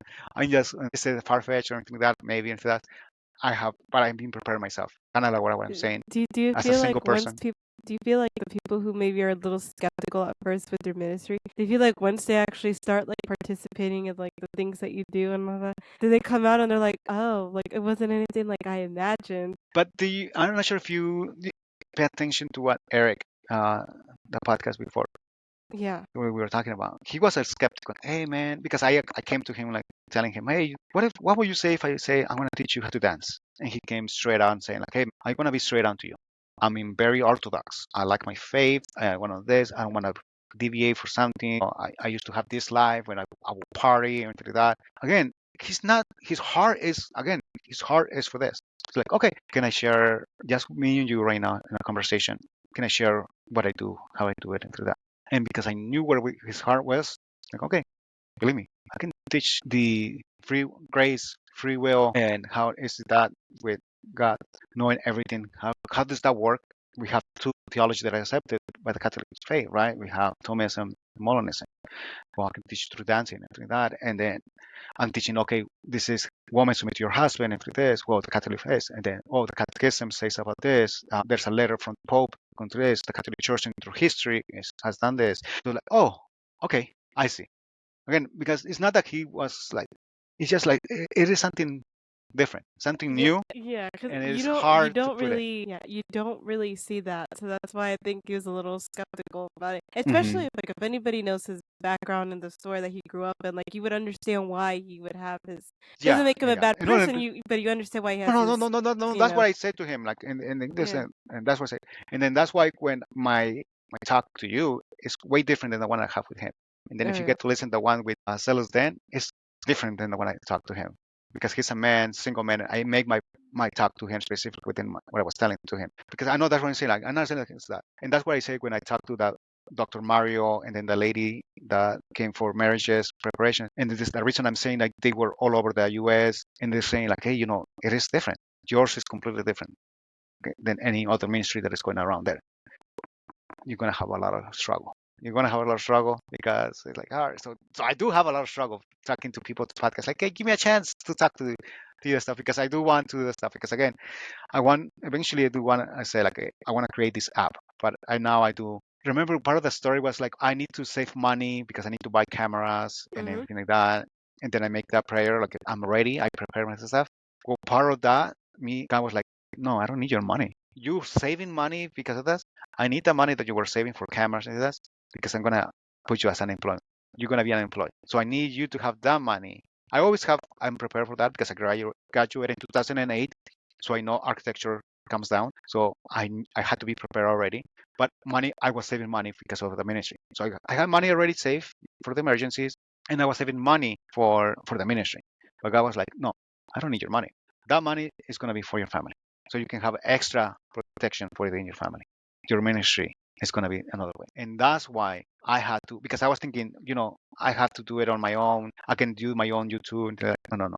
I need you to go back to the church. It has to be through the church. Your ministry has to be through the church. And then, helping, and that's gonna hopefully one day get to do the stuff. Somebody can actually help me within the okay, because creating an app costs a lot of money. Creating the videos costs some money. And again, I have everything already there, but it's gonna the struggle like, hey, but now I do need to make it. Because I hate when I don't want to be those movies. Again, I'm comparing those movies that are Christians movies, and you're like, oh, man, I will not take anybody see this movie. But now there has been movies that you can see like, man, this one, I want that. So that's what I want with my app and my videos. I wanted to be like, yeah, like, he's doing the work, but the form it sucks that people don't want to watch it because I wanted on the other podcast that you haven't watched, I was telling that what I feel when I'm up right now is that there's two stages of Peter. There's the stage of Peter when he was fishing, and it's the first time Jesus comes to him and says, "Hey, throw the net, and you're gonna, just throw the net, and then you're gonna be catching fish." And then Peter throws the net. So this is before being in the walk with Jesus. So that was my first ministry. That was my first ministry when I'm teaching the Bible through dancing. That got stopped before really knowing God, before my confirmation. God was like, throw your net, bring it to me. I'm gonna make you a fisherman of men. That was at the first ministry that I started with the young adults. Right now, I'm in the second phase of Peter. Again, he went back to go fishing, and then Jesus appears. They don't know it's him, and says, "Hey, throw your net." They throw the net, and they start bringing the fish. And then it's John says, "It is the Lord," and Peter drops and starts swimming. So that's where I'm right now. I know God called me again. It is okay. I need you to be a fisherman. And why I'm saying the fisherman of men, because I think my ministry, yes, it is within the Catholic faith to enrich and everything like that, but I think, do you know anybody that is outside the Catholic faith that's looking for relationships? That is a man or a woman looking for relationships that wants to get married? Well, my ministry is for them.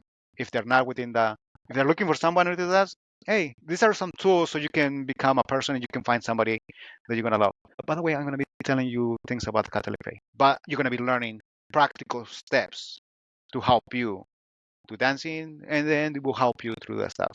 And you don't have to be within the Catholic faith. That's Oh, crazy. do you know anybody that is getting married or is married, recently married, that would like to enhance it, enrichment their marriage? Hey, we should take some dance lessons. We should do this. That is not within the faith. Pretty sure you know some people that are recently married or about to get married. Well, my ministry is for them. They're not in the faith. They want to enrich their marriage life. It's for them. Do you know anybody that is struggling within marriage? They're having issues. They're gone to therapists and those, because I went to, again, when that I said that my wife is going to become a saint, because we went to a therapist. She might be good for other people. She was horrible for me because it didn't work.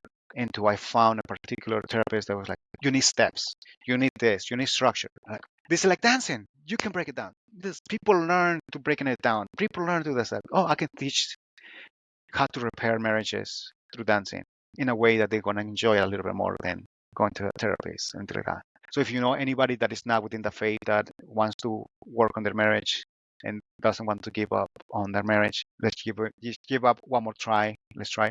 My ministry is for them. So I want to create this app. To who is it for? If you knew any people that I mentioned about that would like to get married, they're saying with that, it's for them. They're not in the faith. People that are married, they want to enrich their life. Or people that are struggling, it is for them. But now I do need to create it in a way that it will be attractive for them. Like the quality has to be good. So I do hope and feel that it is a good ministry. I just need the tools to make it happen. So I do need money. And the Lord will And I make it knew, happen. If he was able yeah, to give you a quick response yeah. on your But again, job, in then within these yeah. 3 months um, is helping to refine it and going at it. And this is what I want. Oh, by the way, it's an app, and you need to have this, you need to have that, and this is the steps, because that's what people. If people say, oh, that's super cool. How can we help it? I mean, right now, top of my head, okay, Bishop Aaron might be interested in finding out about it because he's the one that like, hey, beauty. We need to attract the world through beauty, through the arts. Dancing is an art. Dancing is beautiful, and the world, the outside world, wants that. They like music and they like dance. So that's it. And then, but if you go to Bishop Parent, that okay, well, but what does this mean? Okay, let me tell you what it is. This is the videos. This is the steps. These are the courses. I mean, I'm not sure if you can share, but I guess I created. Uh, can I share through you? No. Yeah, can I? I don't know if it'll allow you to screen share. Okay. Do you have a thing that says share, by the way?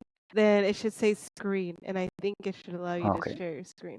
Okay. If not, what I can do is you can send it to me, and then I Mm-hmm. can post it on there, so they have Okay. an idea of what it looks like. Okay. Let me know if you see it. Yep, I see your screen. Okay, so this is like the app that I can again. This is through images. I just copy kind of like a template because again, it's easier for people when it becomes dancing. What do you mean by this? What are you gonna be teaching? It's kind of hard. So like, and the one thing they told me like you need to be really precise with people.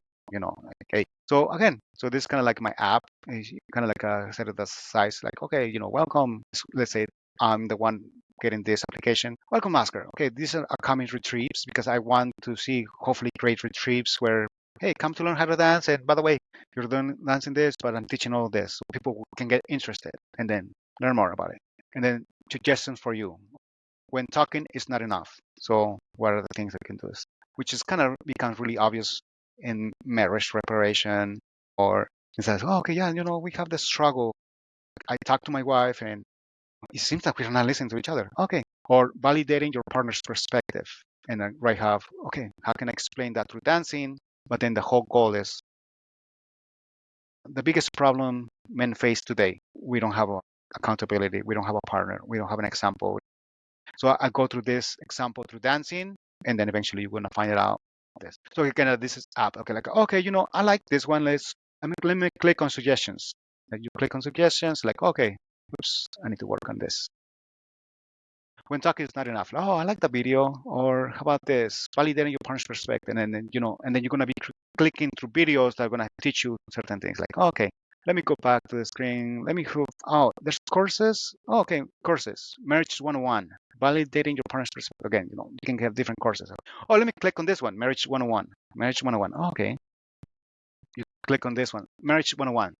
Then you have to have a description. No matter if you're preparing for marriage or if you are married, hurting, happy, or somewhere in the middle. This course is designed to provide you a basic steps of the marriage, of dance/marriage. And then I have this. So these are the descriptions. This is what you will learn, what makes marriage a sacrament, how God wanted marriage to be. God calls each individual. So you can see how the description is what is the purpose of this.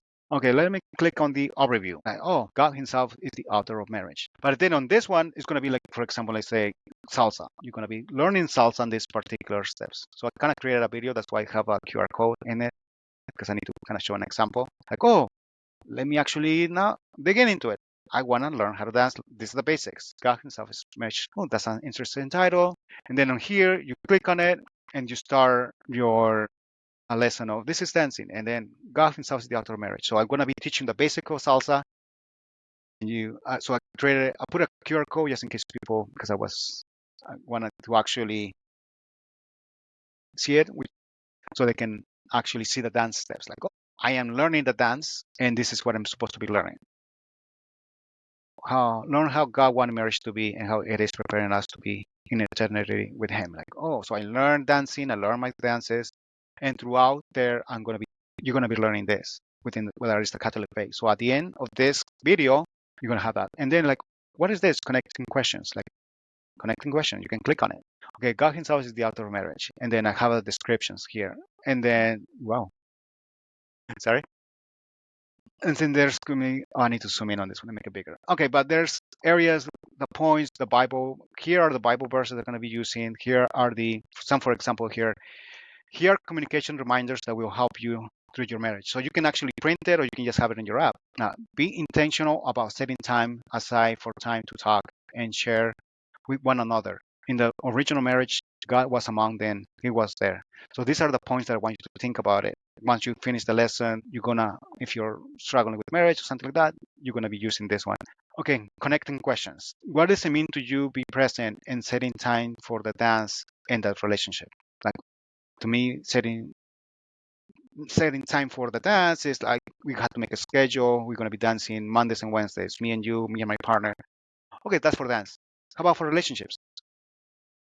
Me and my husband or my wife, we're gonna have to set up time to talk about the week or important events. So these are questions that will kind of help you go through your dancing, but at the same time that you can use it for your marriage. And then this is the action plan, because again, I want things to get action. Practice makes perfect, and practicing your communication skills, it will give you the confidence you need to approach your spouse. So you can read the whole entire thing. And then like, okay, I finished that one video, the sacrament, then let me go into the other one, marriage, the sacrament of matrimony, and then to that. And then you're gonna have to create like a profile for you. And these are the areas that you need to be working on. For me, priority was conflict and repair. Because how do you, the struggle that I have with my wife is conflict and reparations. Communications, it was a little bit better. Connection and friendship. So how is our connection with my friends, with my wife? The family type, self-discovery, roles and responsibilities, 55, sex and intimacy. We did have a problem with that at the beginning, but now we don't have that problem. So, and these are the areas, and each area has videos, has courses to going through all of this. So that's what this app is going to be. So what I want to do. So obviously, I need to create the videos. I need to do the stuff. I need to develop each section more, give more information. But this is now the time where I give God 3 months. Like, okay, those months are gone. I think I know what I want and what I need. I just need somebody that can help me make this happen. Oh, and the Lord will provide. That's one Yeah, thing we yes, know. it's just no. That's the part where we have to say, is it about you, Oscar, or is it about me? And they're like, oh, okay, It's about the Lord. yeah, yes, okay, The okay, Lord will provide. If it is yeah. His will, it will So yeah, provide. so if people can do that, I say, Trust me. oh, how can we help in this? Like, if you know somebody that can be say like, hey, I like this thing. Let me share to that person, Yeah. Well, this person, and then my person, because there was the lady that I said I met. They said like, hey, there's people that actually give grants that for to parishes. And there's some people that give grant specifically for marriages. So you need to start creating this, and then you need to start finding those people.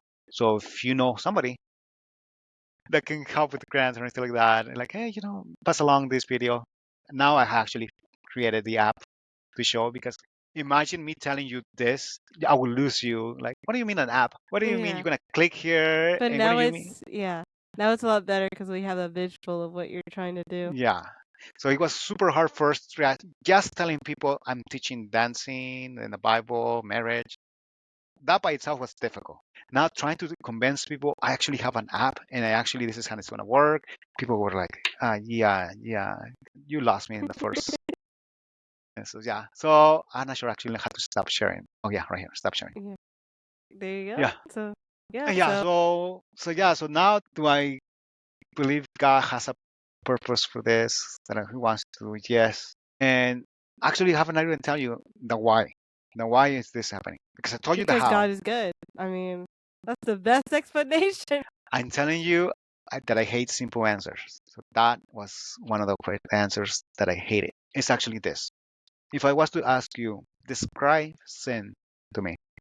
I'm sorry. Describe sin to me. I can tell you through dancing. I can tell you what a catechism says. I can tell you what I have learned. The why. And this is why I'm doing this. Even if nothing happens with this, now I know why.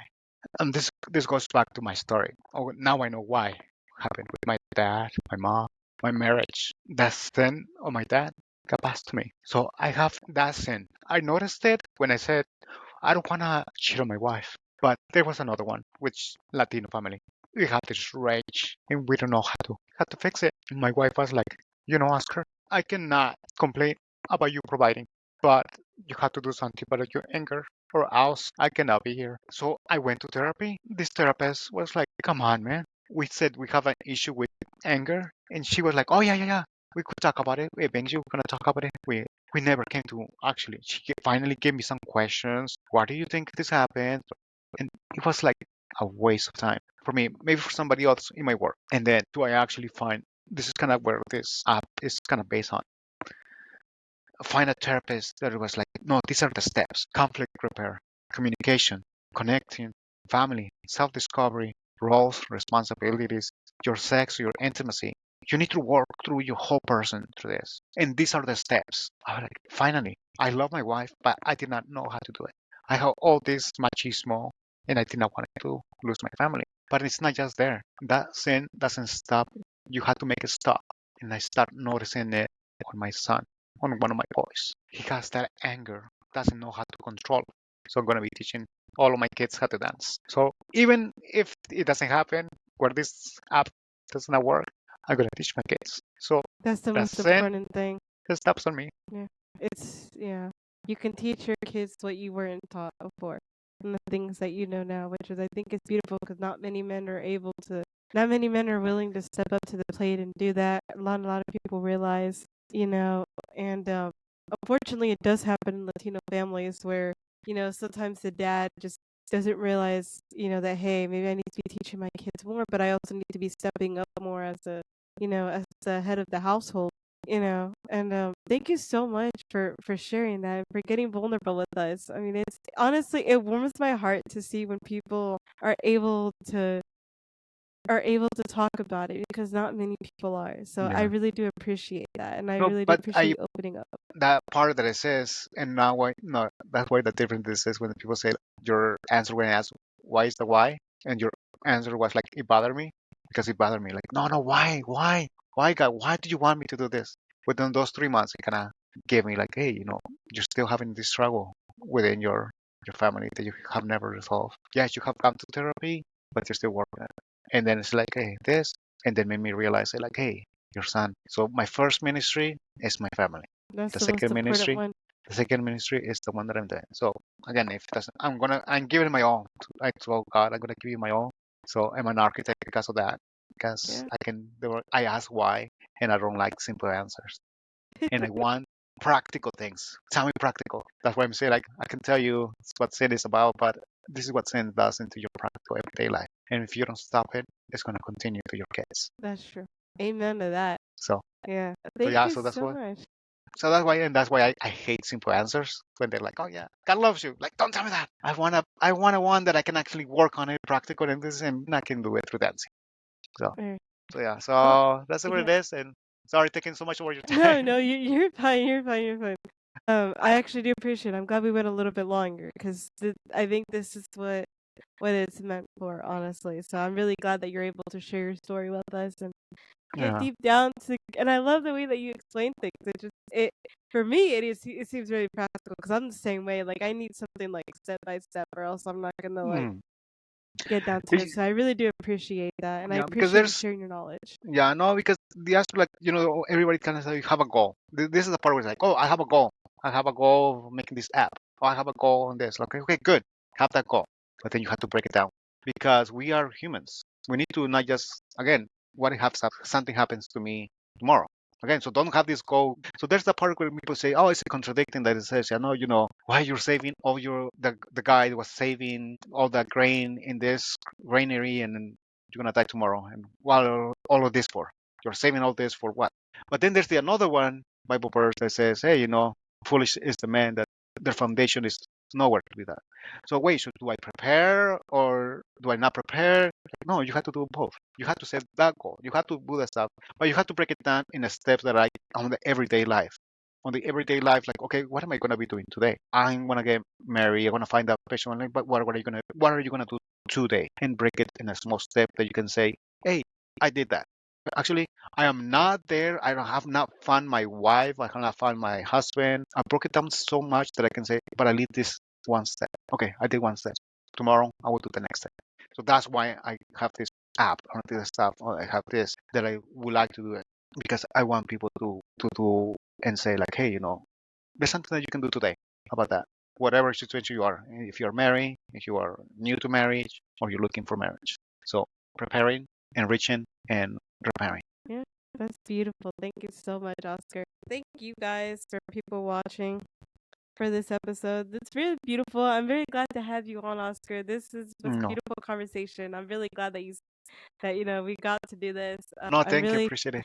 and I'm just we're honestly it's a blessing to have somebody with your knowledge, and your perspective. I've never heard anything like this being explained before. So this is really exciting for me because I know a Hmm. lot of people are going to be like that's new. And that's what's beautiful about it. So, I guess to conclude, like where can other people find you on?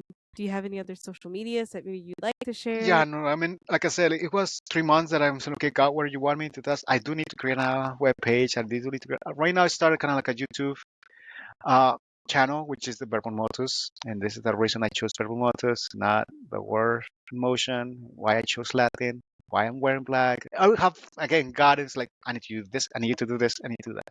But I now I'm in the work in the process doing this. So I do have a YouTube channel that's Verbal Motus. It's very, very new. I trying to working on it still. But that's kind of like where my channel is. And I'm gonna start putting there more videos there. But right now I'm having my ministry in my parish. So you are in Southern California, the Holy Name of Jesus, Redlands. We are setting up again. We finished the 3 months. We're setting up for July, starting July. We're gonna be doing a new series, and this one is gonna be on salsa dancing. So, and they're gonna be focusing more on the aspect of preparing, like preparing if you're single, do that, because those are the people that right now are joining in into the classes. So if you wanna come in, Holy Name of Jesus in Redlands, starting July. So you look on the website, and then we're gonna be putting it on the bulletin.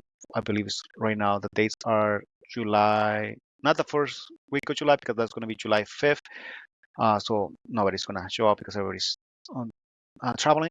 The the second, the third, and the fourth Saturday of July in Redlands. But I do hope to work more on this channel that I have. Stuff. But more importantly, if you know somebody that can help me with this podcast, if you know your parent or somebody in Catholic Answers that might be interested. At one point, Lila Rose, because uh, um, she had a conference where at the end of the conference they were going to have speed dating. I'm like, you can do dancing because people will actually dance with each other. And when you do teach dancing, you rotate. So people will meet different people and then they can continue dancing or they can talk. So again, just if you can spread the word and be like, hey, have you take a look at this YouTube video? And then there's this guy that has wants to create this app.